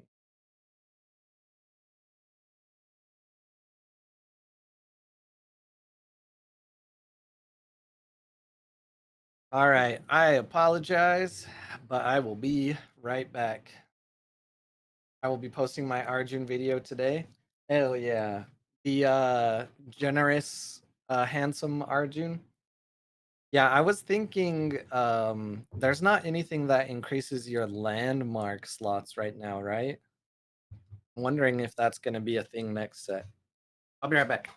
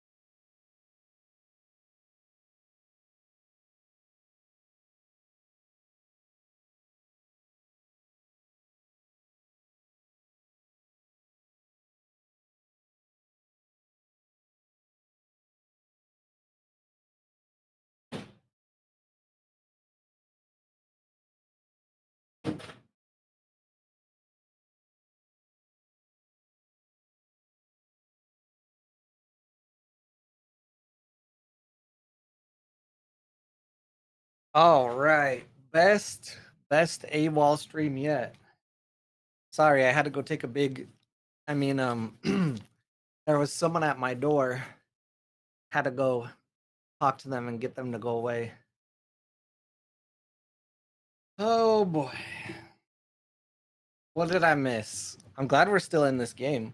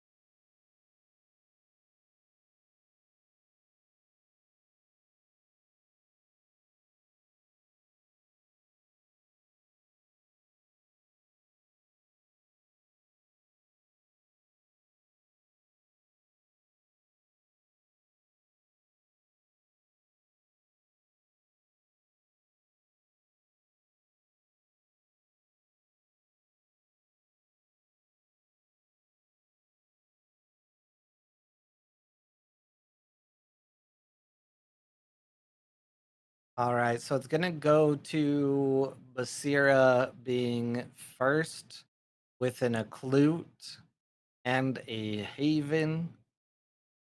Gonna be very hard for Subash here to overcome something like that.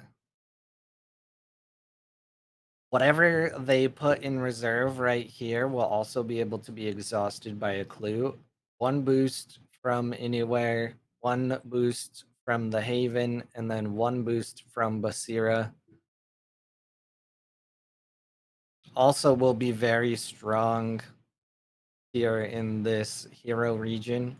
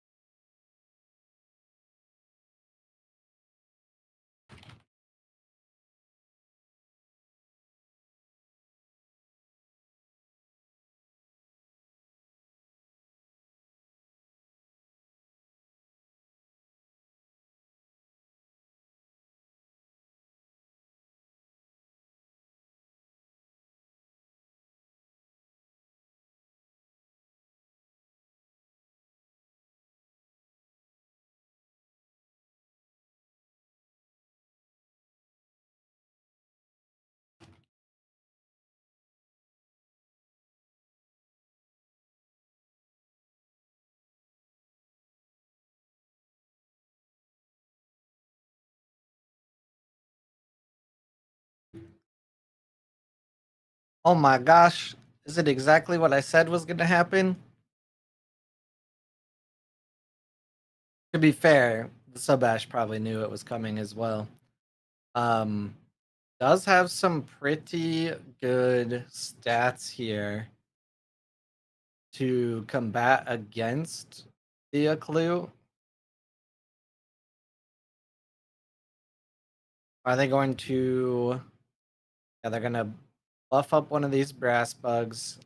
What is the one single card? Ooh, hooked. Rin third reserve slot equals contortionist. How's it going, Embruza? Very good in Rin, but still hard to beat Ysmir decks. Yeah, I was playing in the casino turn-based tournament. I just lost against an Aphonis. I think I was doing really well the whole game. But a banishing gate in the final moment took out one of my Leshy, which was a bulk of my stats. Now, I obviously am playing a very risky deck with no Spindle Muna Bastion in that deck, but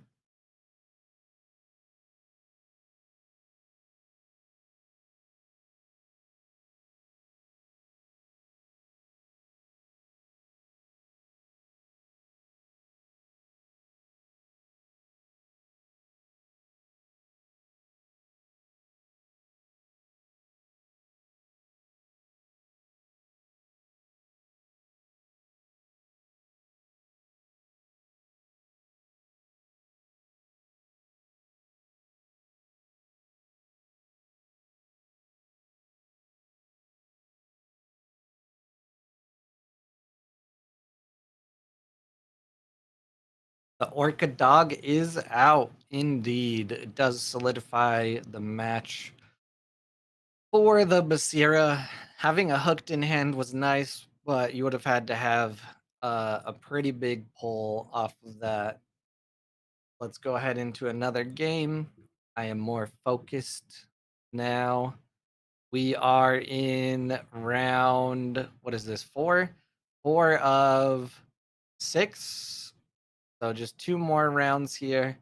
Next round, we'll kind of start looking at our undefeated players and see who might drop away from undefeated.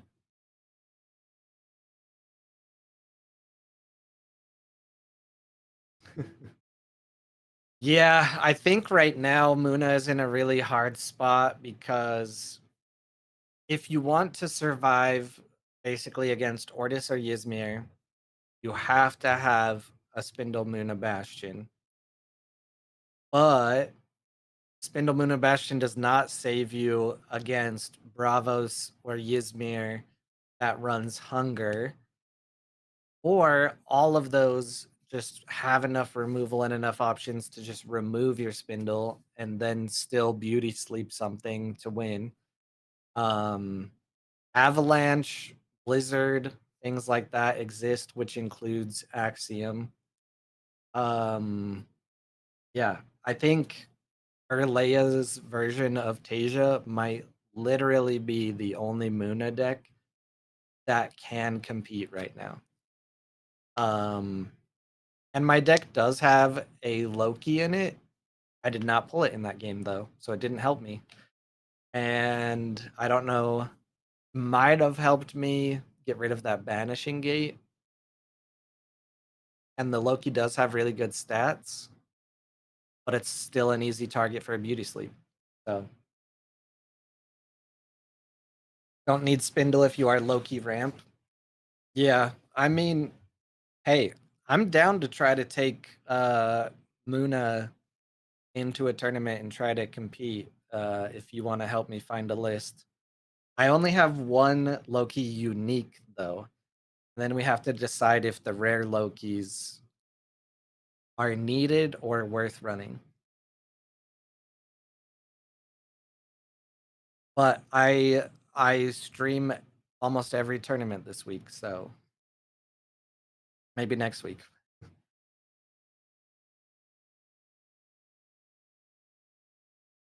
What is my I can look at my work schedule tomorrow. All right. We do have Tabuchu still in a match. It's just at 31 minutes and the clock is negative on both sides basically. Oh, I think Atsadi's got this though. I mean, it's Monday. What does that mean? Oh wait, I don't work tomorrow, but I have to pick up my partner from the airport and then I have Ace at night. Yeah, this week. Yeah. Besides the AQZ ones, of course, but I'll be at work during those. I forgot that I don't work tomorrow, but I won't be playing in the tournament.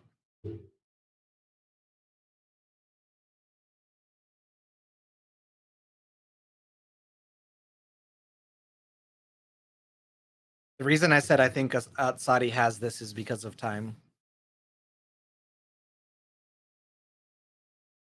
Tabuchu, come on. You gotta speed it up.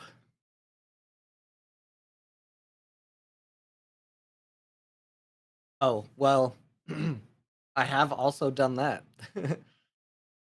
uh, this has been my schedule for the last week. Um, I think I had a break before Lille, right? Because right now the hard part is Blue is on his work schedule. He has 1 week traveling the whole week, and then 1 week home. So Thursday, organized play in Dallas. Friday was supposed to be recording for the podcast, but it got canceled kind of last minute. So I went to bed because I was waking up at 3 a.m. for Lille on Saturday. So that on Saturday and Sunday. Now back here today for AWOL. Tomorrow night, Ace. Wednesday, AWOL. Thursday, organized play in Dallas.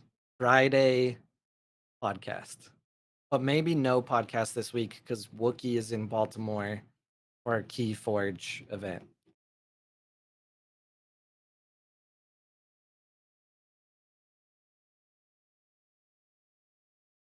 Oh man, is Tabuchu gonna have enough time to actually win this game right here?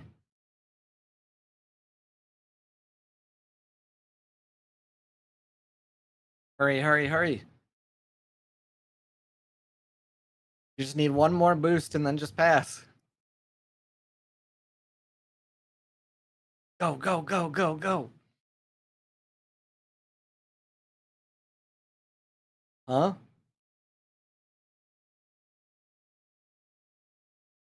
Bro. What are you doing?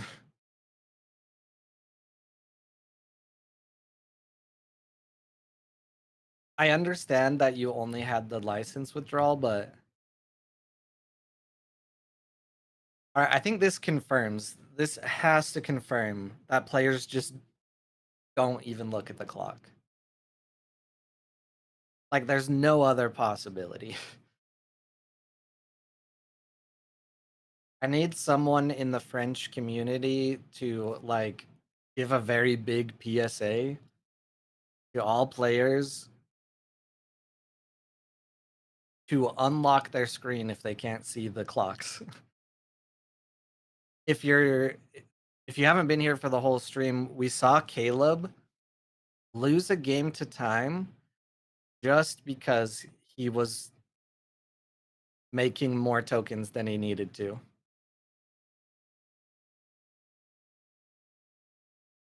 Or maybe they just don't care.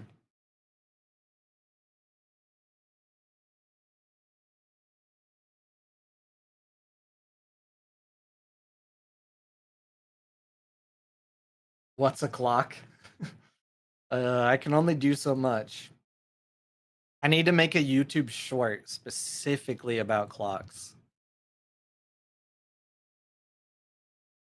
All right. We are in round 5. We have Thor Altered, Neuro, Pavanya. Pavanya and Blue Ocean. Let's frickin' go.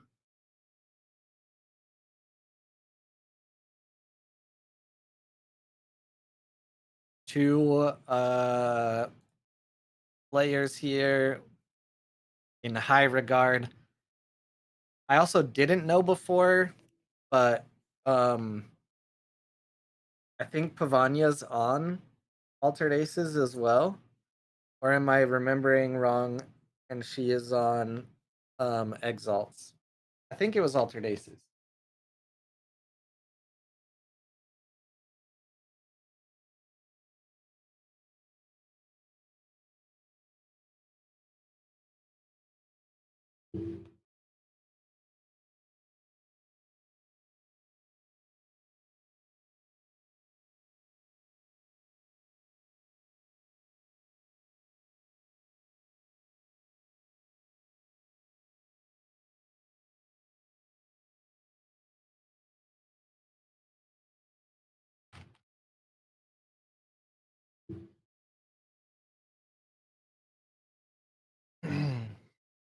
All right. Still on Kojo. I am happy to see that the Lille players have not had enough and are back for Monday AWOL. Maybe after just barely traveling back home. And the ones I've seen are also playing the decks they played in Lille.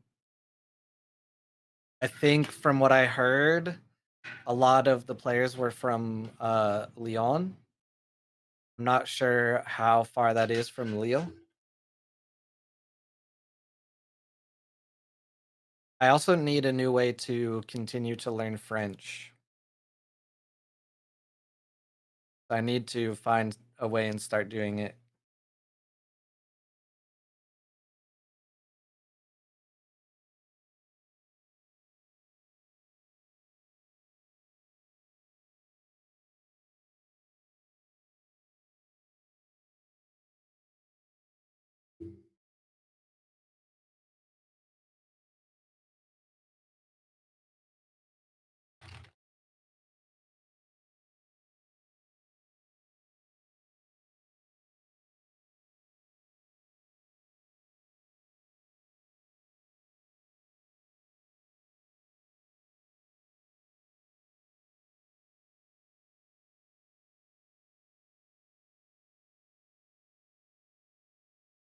Look at that. I ask Keelan for help getting Muna into the upper level and he vanishes. Everyone's too scared.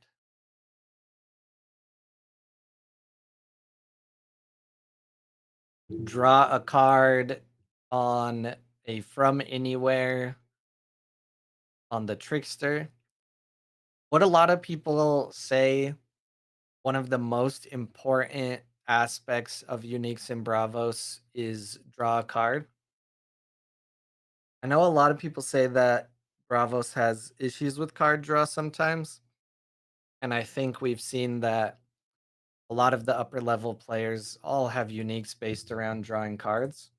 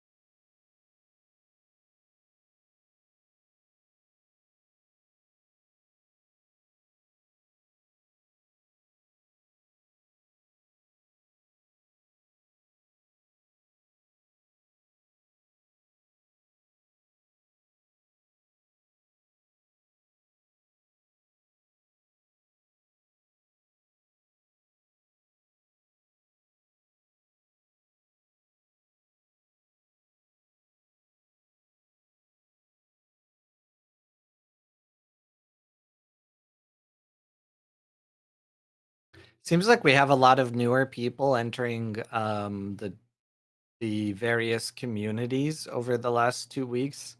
The main Discord, a lot of the tournament Discords. So it's very, very awesome to see.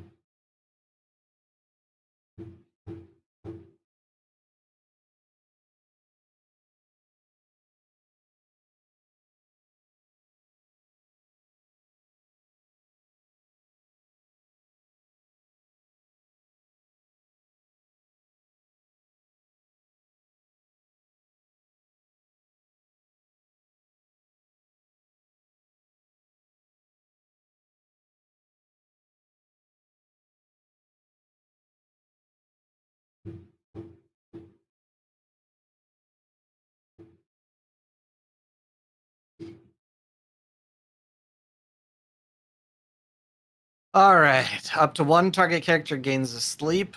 Characters you control gain one boost. Oh, that is a lovely Sandman. Problem in Ordis is there anything that would allow you to return that to hand?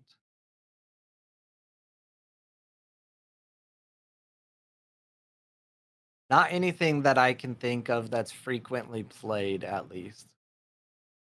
Let's hope the ball keeps rolling. I be trying. Going to my local, setting up demos past 3 weeks now. Yo, hell yeah! Are you part of the Hive initiative?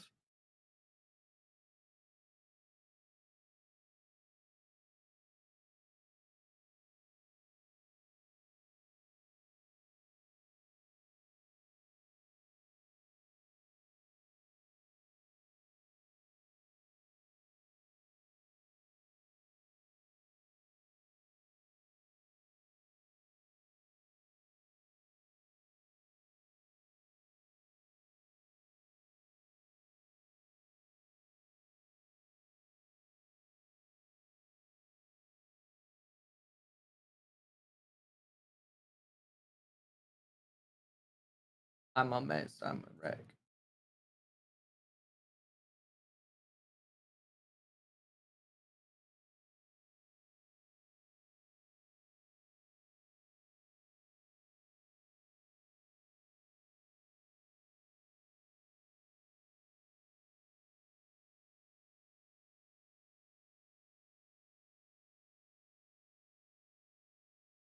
All right, now in Ozma, if you control 3 or more characters, draw a card.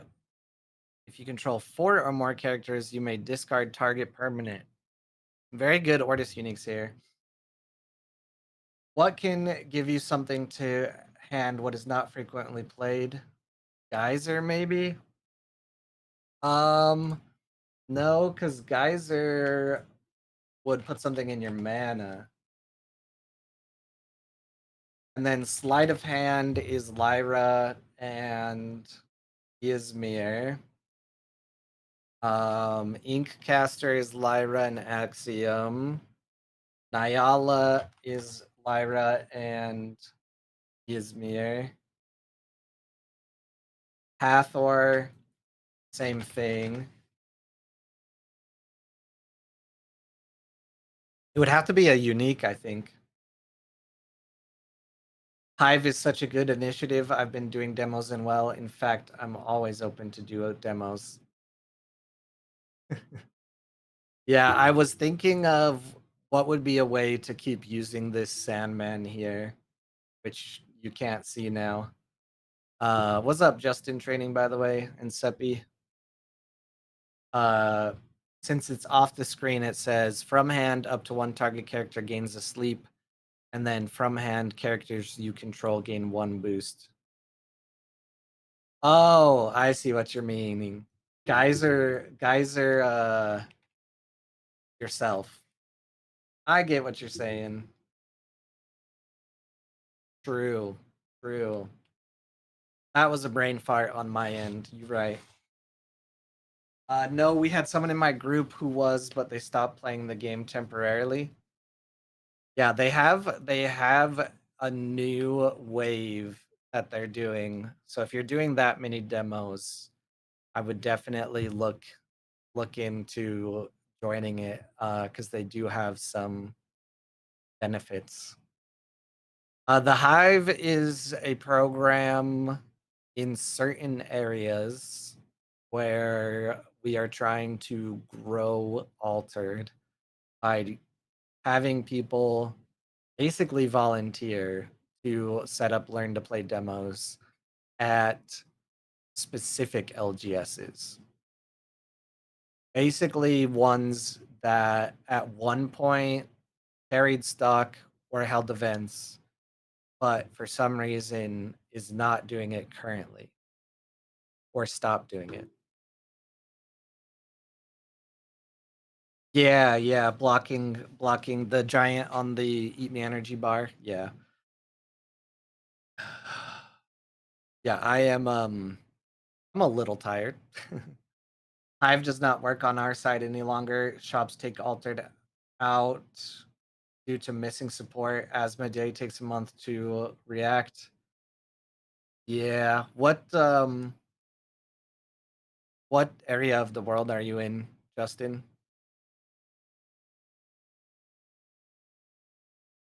Yeah, it's really hard with Asmodee that is not specifically Asmodee EU. So I get that struggle for sure. And it is not helpful to Equinox and all they're trying to do. South of Germany. Okay, okay. So you're in Pandy's area. They were specifically looking to work with people in Germany, I think. Did you see that message?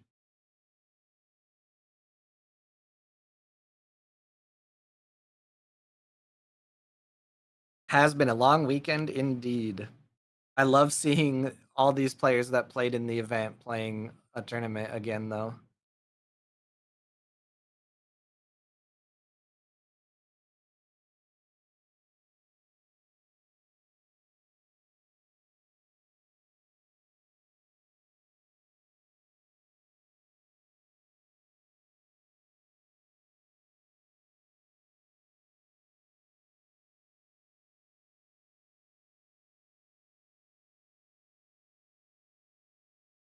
Yeah, I like to try and help the game where I can as well.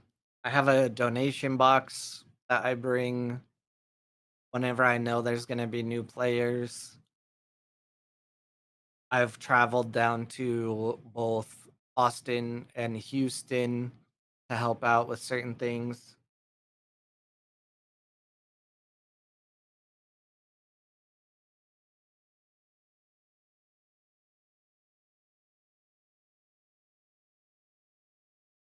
Going into shops to make demos does not help any longer. We all know the shops here. Our region is one of them that should be tackled. Yeah, they were looking for something. If you didn't see it, I can maybe send you the information. It's less about like bringing on new shops exactly. That is a part of it.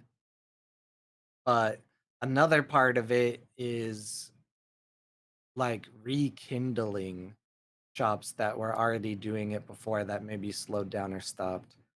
And the way that I see Learn to Plays is hopefully catching the attention of new people who will then in turn go to weekly organized play so that weekly organized play continues to fire. Because in the United States, unless you're in a very small, popular area, it's very hard for events to fire. Um, in Dallas, there are multiple weeks where if one of us is out, we won't have enough people to play. Oh, you're in exchange. Okay, cool. That is what I love to hear. Did you expect Axiom to win the whole thing? No, I did not. I was very stoked though after how the Swiss rounds were going. I was rooting for um Insane 94 and did talk to him a little bit about the group of Christ players that had kind of been working together. So I knew that there was a chance for some well performing Axiom decks. I did not expect the number one though, but it was very cool. I also liked seeing that the two Aphanis decks that were in the top four were different, and they were different than just straight up traditional Aphanis. I did not pay attention to the Sigismar decks because hoping for new starter decks. Yeah, I have not heard anything about that.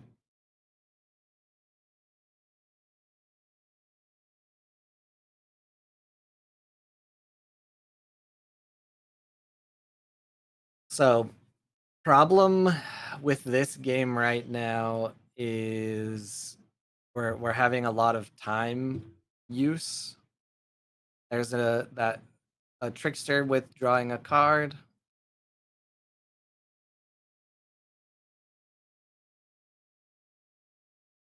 The Basira in top 8. Yeah, I'm pretty sure what happened is they saw the hand that the Aphonis had, and even after the correction, they knew they had no chance, so they just conceded. I believe that is what happened.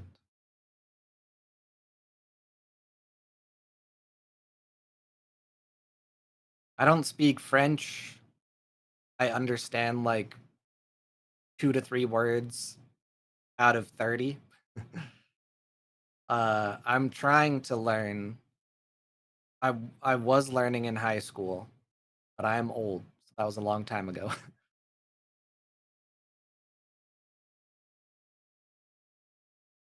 I think this game here, comes down to a matter of card advantage. Sigismar, those 2 cards that are in hand. I don't know if a rallying call is gonna be one that's helpful here. This trickster is really good from reserve. Ooh, you do have to control 2 boosted characters, which should satisfy now and takes out that rallying call.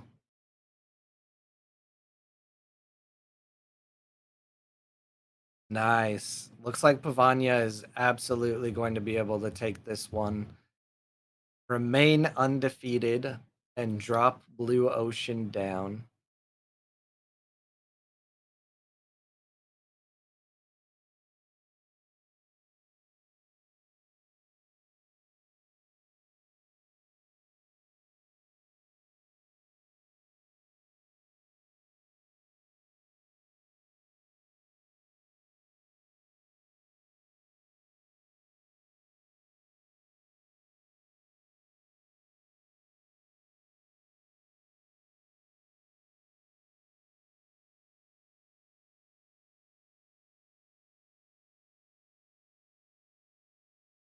Let's go, Pavania. Pavan. I guess I probably say it wrong.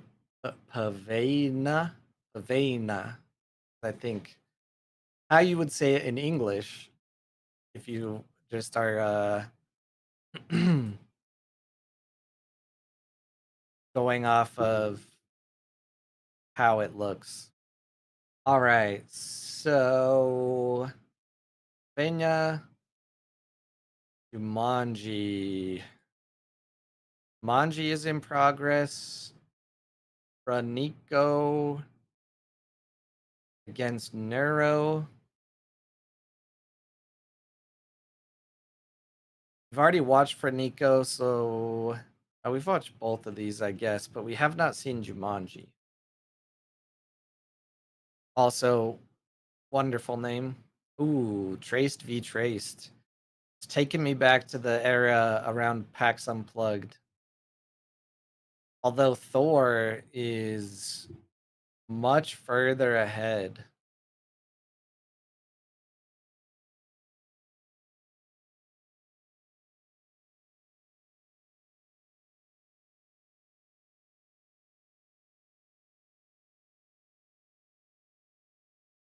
Ah.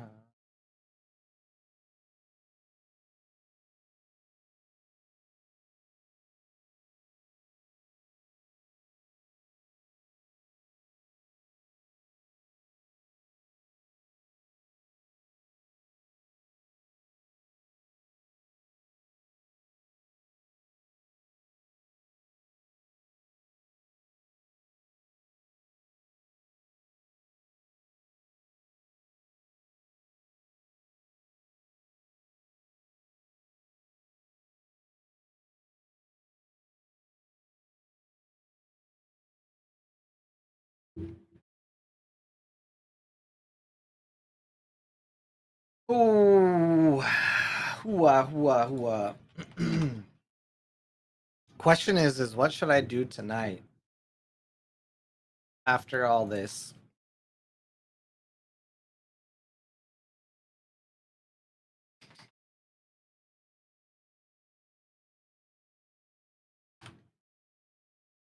Whoa.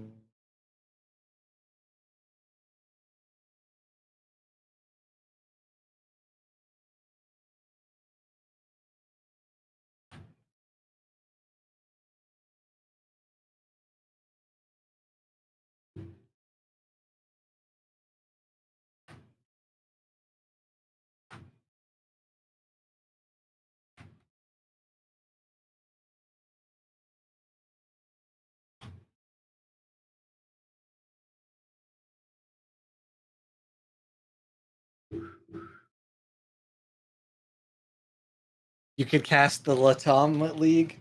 Wow, I just said that so weird. I thought about joining in on it. Oh, should I just see how many casts I can do in one week? I could watch. They stream on Twitch, right? I won't understand anything, but I know even less Spanish than I do French.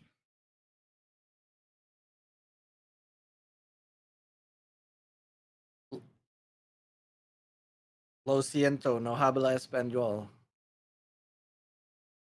Uno momento, por favor. It's also really hard when you know a little bit of Spanish and a little bit of French and try not to mix them together.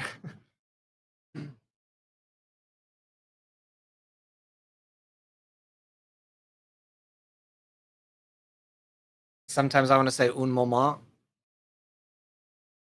Well, they do.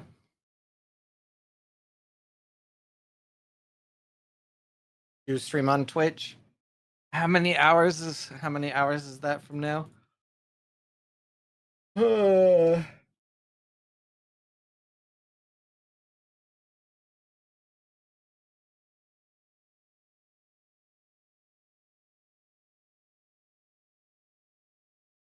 In like 4.5 hours.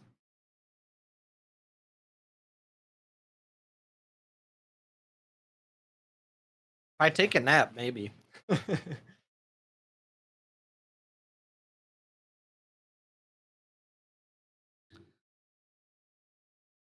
Oh, it's a frog prince with no text.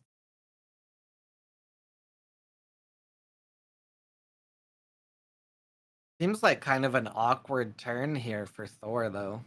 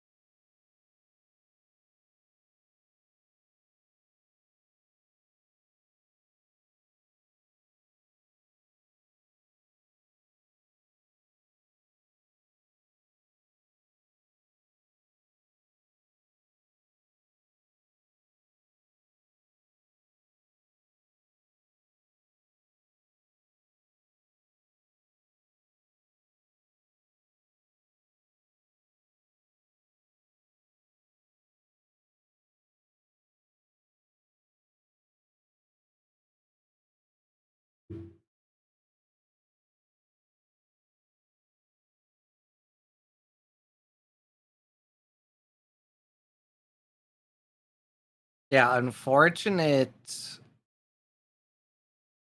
lineup here on the sub regions. And just seems like a really awkward turn for Thor. Oof. Which actually brings the game even after Thor was seemingly so far ahead.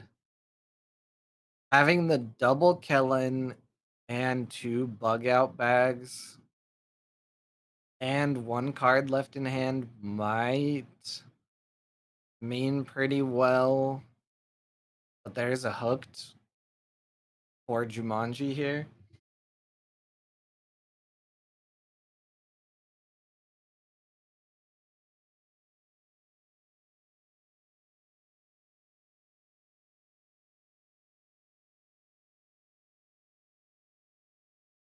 Yeah, I'll think about it. I'll try to stop by on Twitch though. With how tired I am right now, I definitely think I need a nap, but I usually take like 45-minute nap, get a nice little refresh.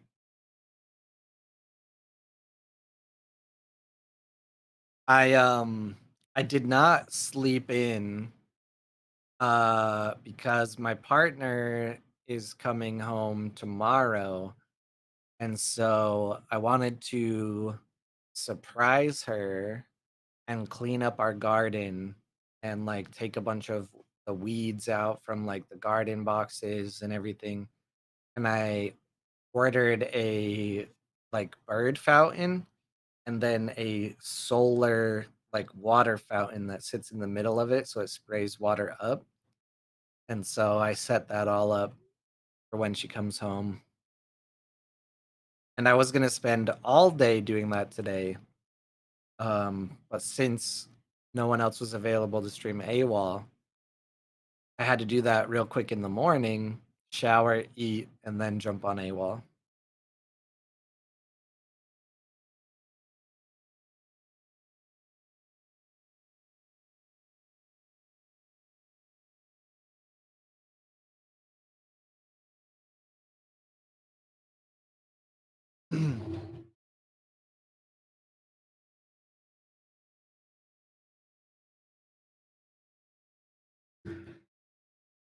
So apologies for the little more chill AWOL Monday, but still some good games here.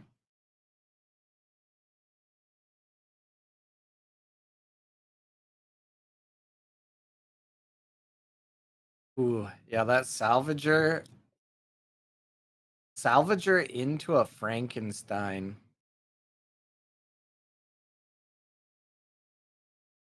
Once again, though, Thor is a minute down on time.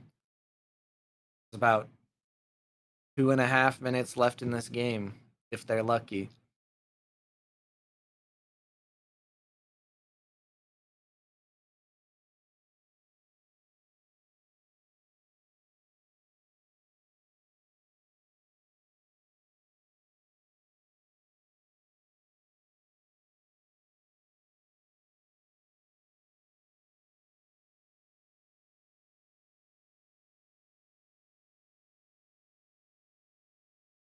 Oh man, are they gonna take it into arena? I mean, in arena, Jumanji has a better chance.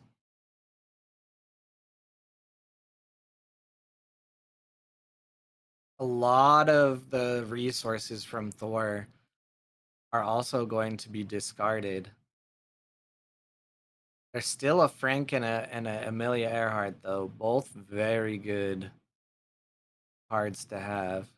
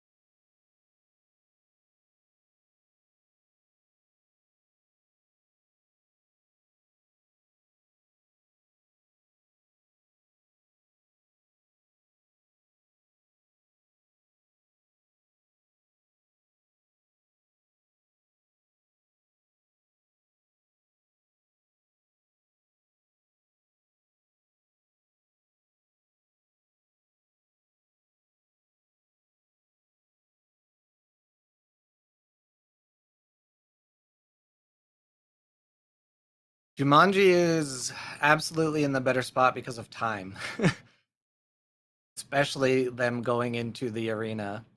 But yeah, that Frank and Amelia Earhart, very good cards to have in reserve. Um, Ada not as good from hand, but stats are stats. Jumanji also did have more cards in hand, and now a Salvager and a Hooked and a Frozen Delivery.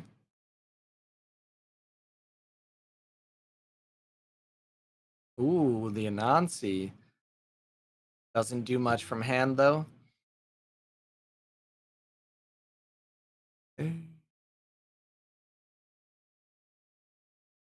One boost is not going to be enough.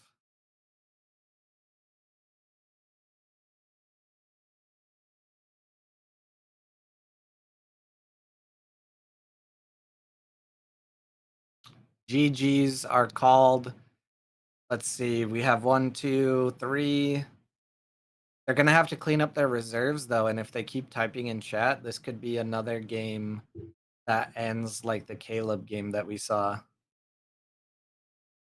What's up, Trebstar? How are you doing? Stop typing in chat. Finish the game.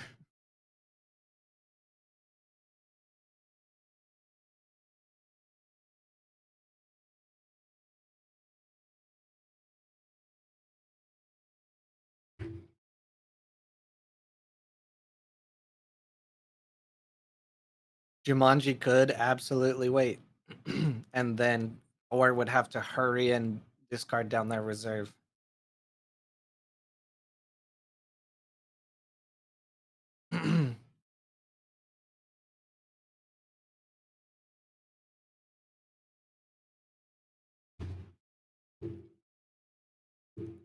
All right, guys, I need to know, how do I help the community?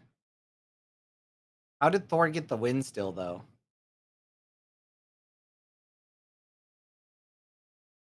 Hey, this is a weird one. It gave Thor the win, but it went to the end of game. Interesting. I wonder if it has different rules in the arena. Huh. I need to save this table number.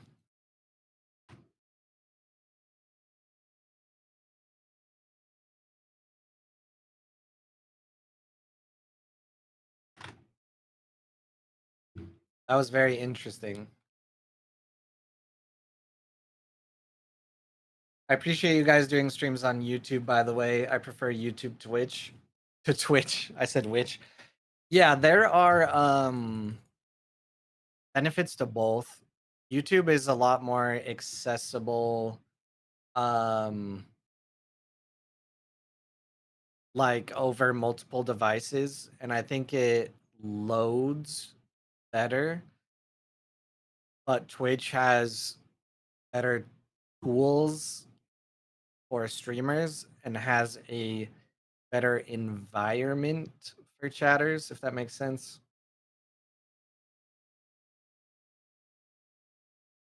I'll take it. That you, Thor? All right. So we are now in round 6. We have Rookie G against Thor Altered and Vanya against Ranico Rico. We have not seen Rookie, so we'll go there. I think in Arena, you directly go to win, and it might be that, like, after 0.5 seconds, it was time. Yeah, I'm gonna review the table. Because we are actively trying to, like, know as much as we can about how the end of time works. And I also do think the new procedures on end of day is good for Grand Endeavor and Small Step. But the having to discard down your reserve, I think, is not great. So we might ask if there's a way to change that. It might be something that is harder to do than it sounds, though. No worries, no worries. I just don't want to see players lose to time when they're obviously winning. So go ahead, focus. You got this.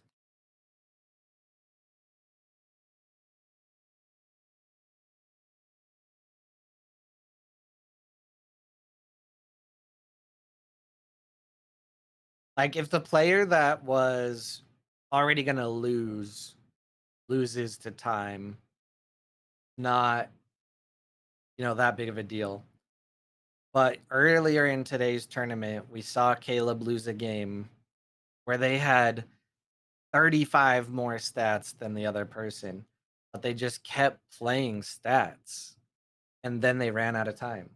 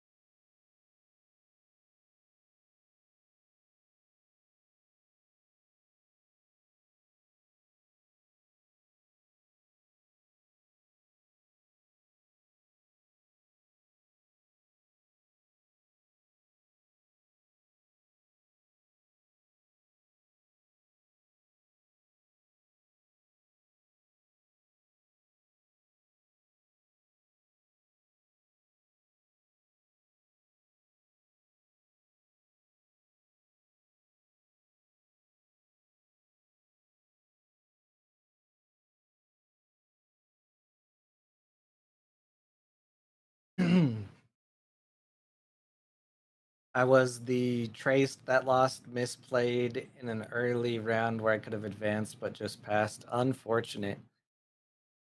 Great name though. Love Jumanji. When someone really still plays minutes after a win, I personally believe, well, a deserved loss. Yeah, I mean, if they know what they're doing, absolutely. I'm just literally trying to figure out like why this is so consistent. And my only theory now is that either players don't look at the time or they go full screen and can't see it.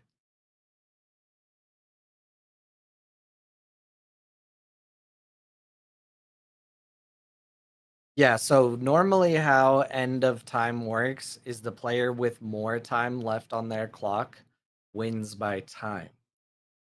I'm wondering if since the game was in arena, if it checks differently.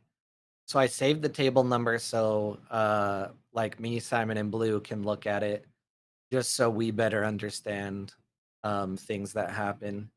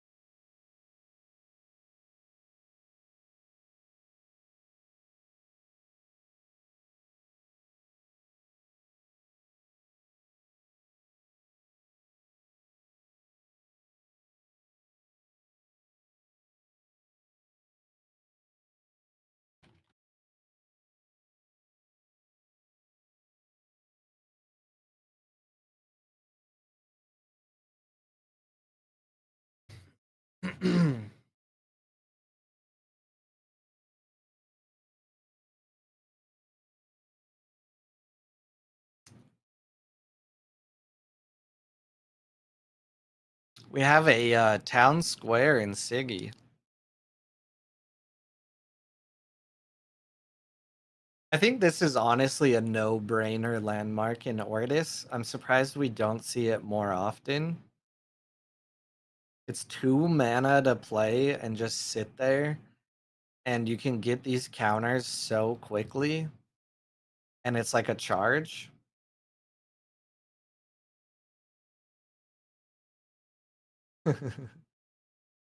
No worries. Yeah, just know that I've saved saved the table so I can kind of investigate and see what I can figure out.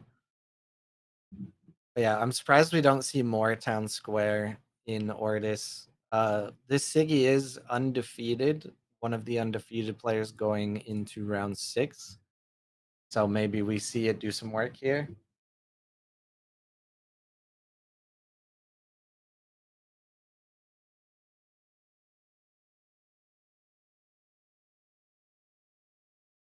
Thank you once again, everyone, for tuning in and the likes on the stream. Appreciate you all. I'm real excited for Altered the rest of this year. Skybound Odyssey looks super dope. This, like, basically from here until like end of August, there's just so much that I'll be doing with Altered and will be happening with Altered in general. Could be a really fun time.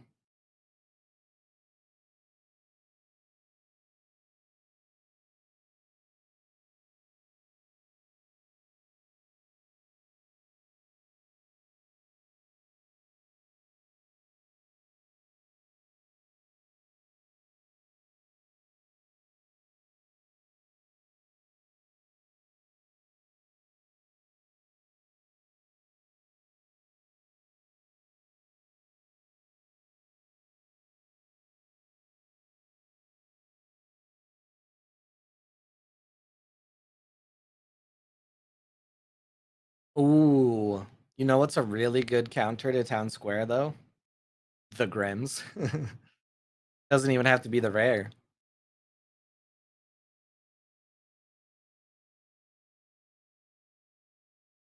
I think Ordis Crier has been a really interesting inclusion in Ordis. I'm wondering if it's just tossed in most often because it's yet another 1 or 2 cost, depending where you play it, character. I'm wondering if it is super good just because of that, or maybe there's a better choice that could be put in the deck since there's already so many low cost options. Oh no. Not the spy on the Anansi. Does bring Traced online though.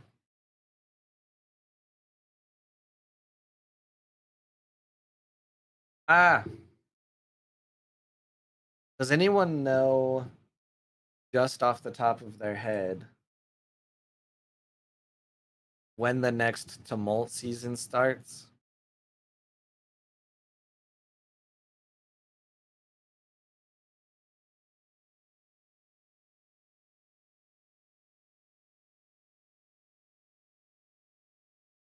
I think it would take me a couple seconds to look it up.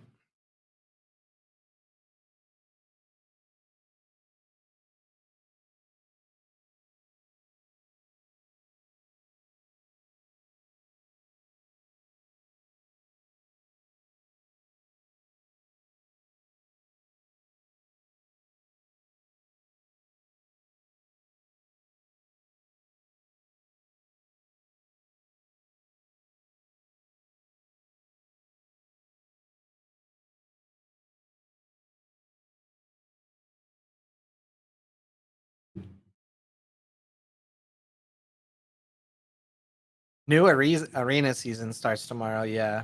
I might need to hit Elite just for fun before tomorrow. Because I've been playing way too inconsistently and too many wild decks this whole season. Altered TCG Tumult.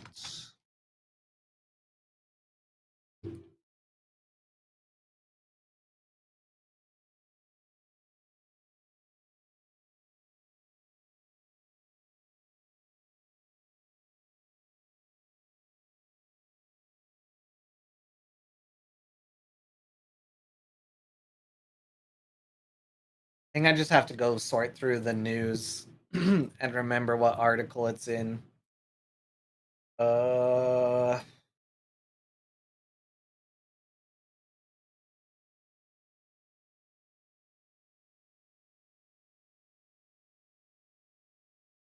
OP program season 3 maybe in the top 1500. Hell yeah, nice. I'm kind of like not sure what competitive deck I want to play right now.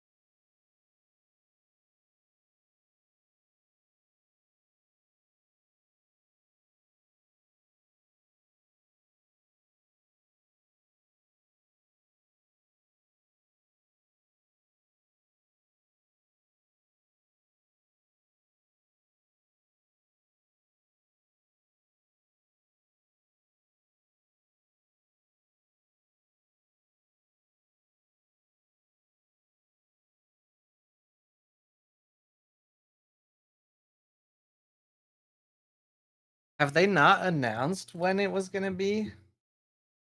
Shoot, I thought they did.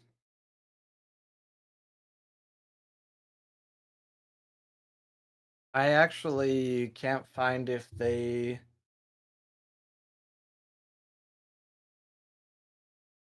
thought they did put when it would be. I can't find it in the articles.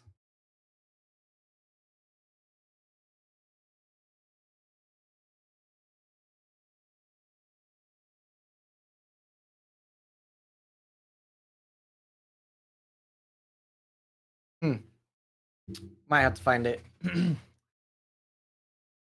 That leaves one more result for me. Only Siggy left. Nice. Let's go. Good job, freeloader. I should have cursed you, but I didn't.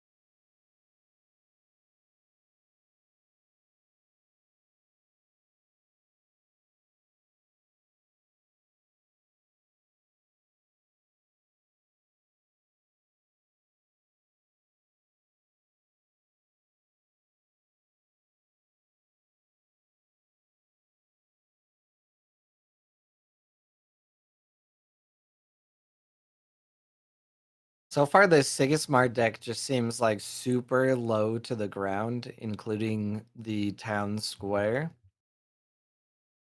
The only reason the town square didn't get that much value is because of the Grems here, which is a perfect counter. As you can see, they are currently 1 up on the expedition. Some good tools here coming out for Traced.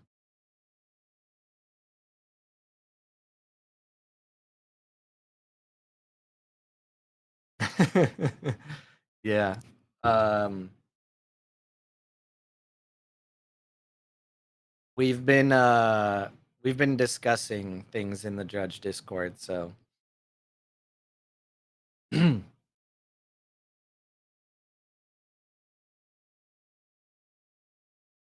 all I will say is there was definitely at least a conversation.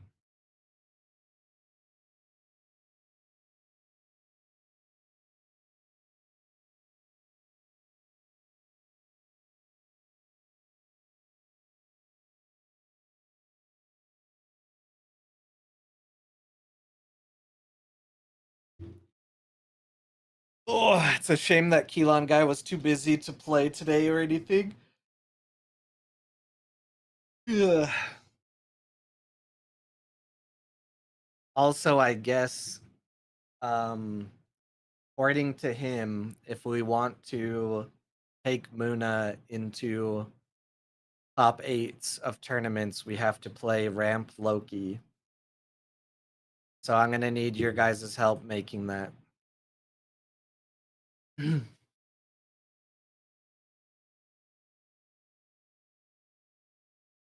Yeah, from my understanding, as far as everyone is aware, and how things were in person, it did not seem like there was any intentional or maliciousness involved.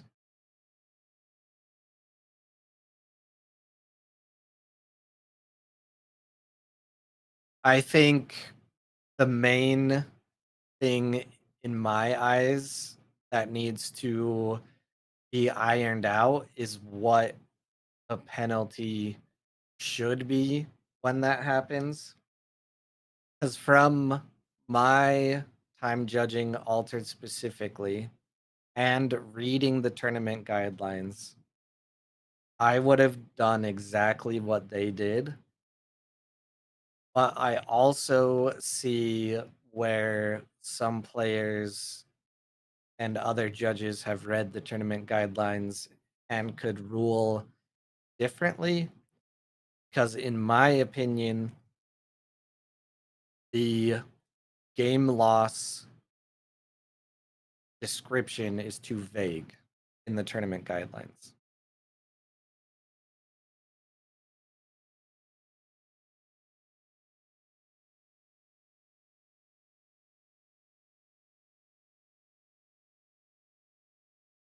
Yeah, so far what I'm seeing from this Sigismar deck is literally everything is just super low to the ground with some interaction.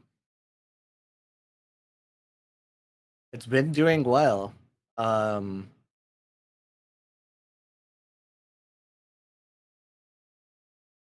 going to see here if it starts to lag behind.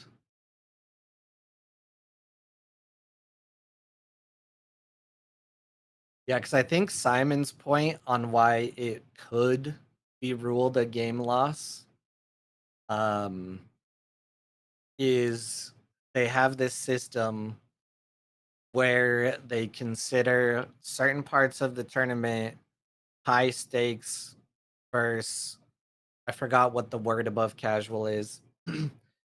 And Swiss rounds are like in the middle, but top cut is high stakes. So when you get into high stakes, the decisions and infractions are more elevated. But I still think, even if you take that into consideration for top cut, I still think from the general vibe I've been given and has been explained to me judging events is giving a player a game loss for something like that would not really be in line with their philosophy or how the tournament guidelines normally say it. Casual, competitive, high stake. Okay, yeah. I mean, I can read it to you right now, and you can see how it's very vague.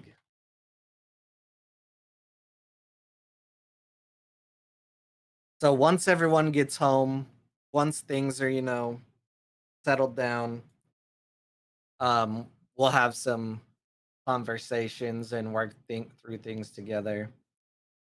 So it looks like Siggy is calling GG here. Got nothing to play. A very interesting Sigismar deck. So what the game loss description says is a game/match loss should be given when the integrity of the game has been compromised by a player in a way that gives them a competitive advantage. This may be given in addition to a warning or a penalty Note that in a best of one format, a game loss is automatically upgraded to a match loss. I think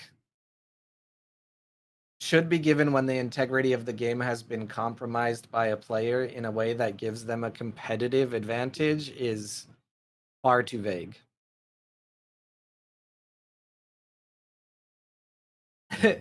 Yeah, it's very, very cool to see some of the new decks popping up over the last week.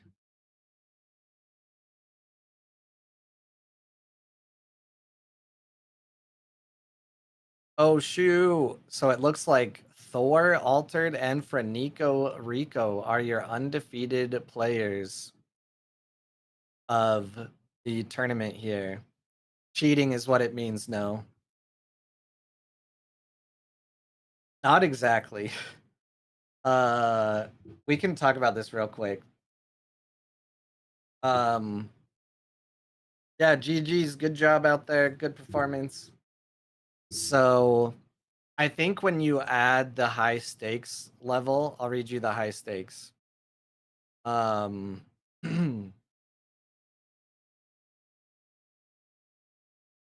Max W. Yeah. So, high stakes play, this represents the highest level of competition where every game decision can significantly impact the outcome.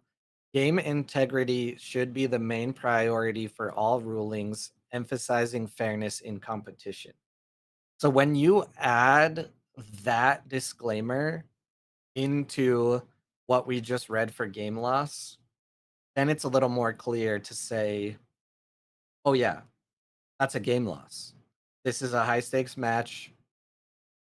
Having extra cards for too long is a significant impact to the outcome. That's it. But if you are just thinking general terms, how in any game, if someone draws an extra card on accident or whatever, how they dealt with it in the moment is how you deal with it most of the time. Meaning, if it was caught soon enough,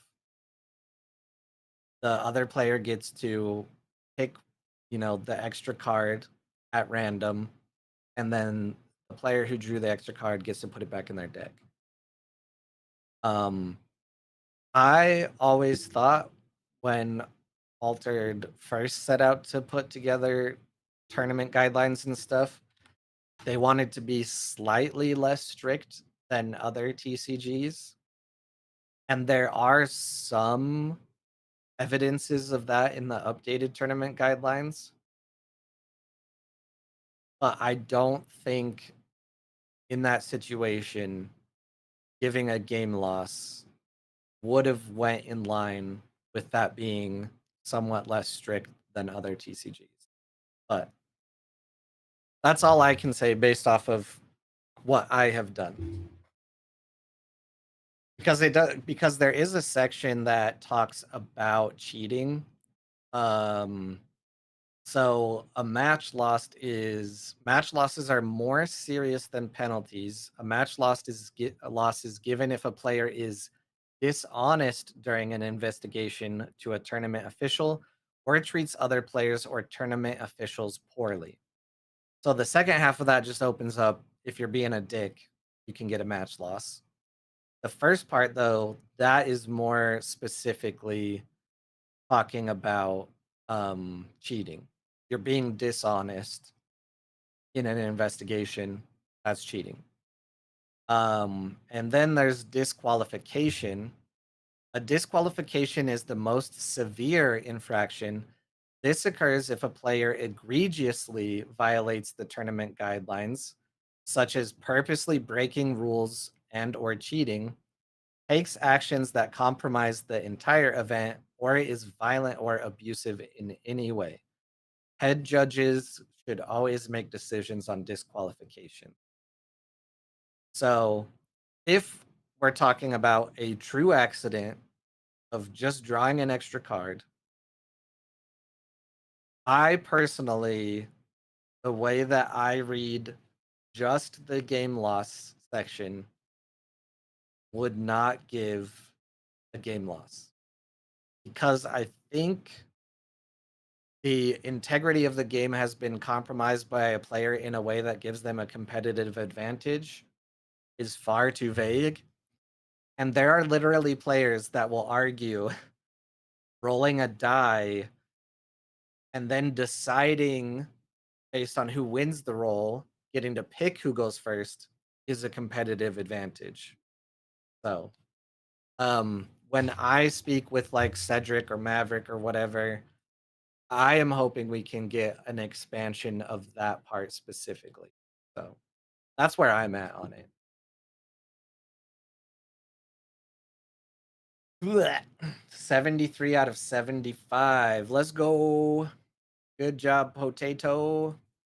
Uh, let's see here. I think that's basically gonna do it.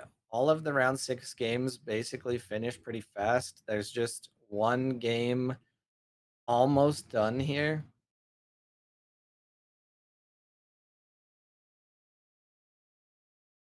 Looks like we have an Atsadi versus a Trace.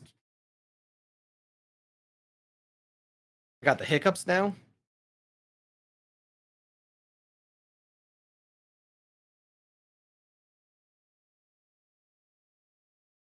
Nine counters on the Atsadi. Also, it's Qui-Gon. Shout out to Qui-Gon. Great name.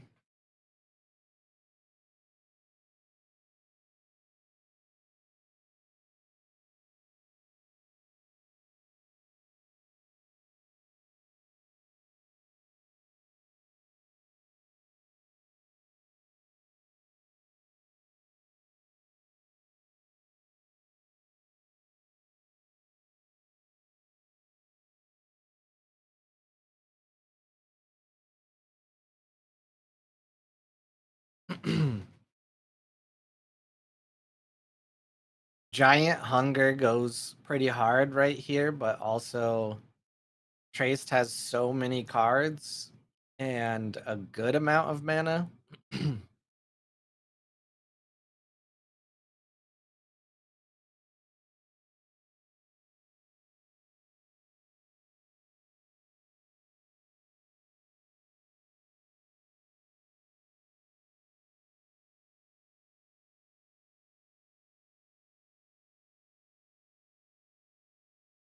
Having a skater and other things to boost the hunger is also going to go really well. Unfortunately, we probably have about 4 minutes left in this match.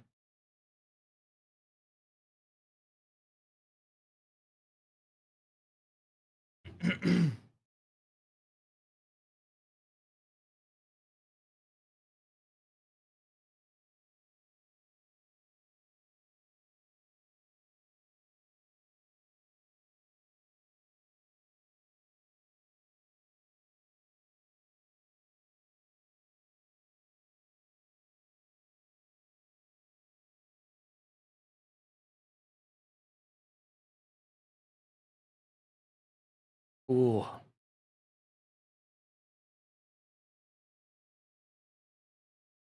6 and 3 is 9, plus 1 for the scout is 10. Where did the other mana go?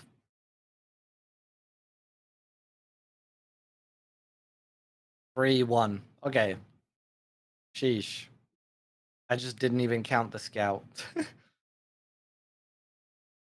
All right. Qui-Gon. Oh, that is so close. That was a nice little finish there. GG's to Qui-Gon. Yeah. I've lost in the arena like once or twice this past week by 1 point. Felt great. Alrighty, folks. Uh that'll do it for AWOL Monday.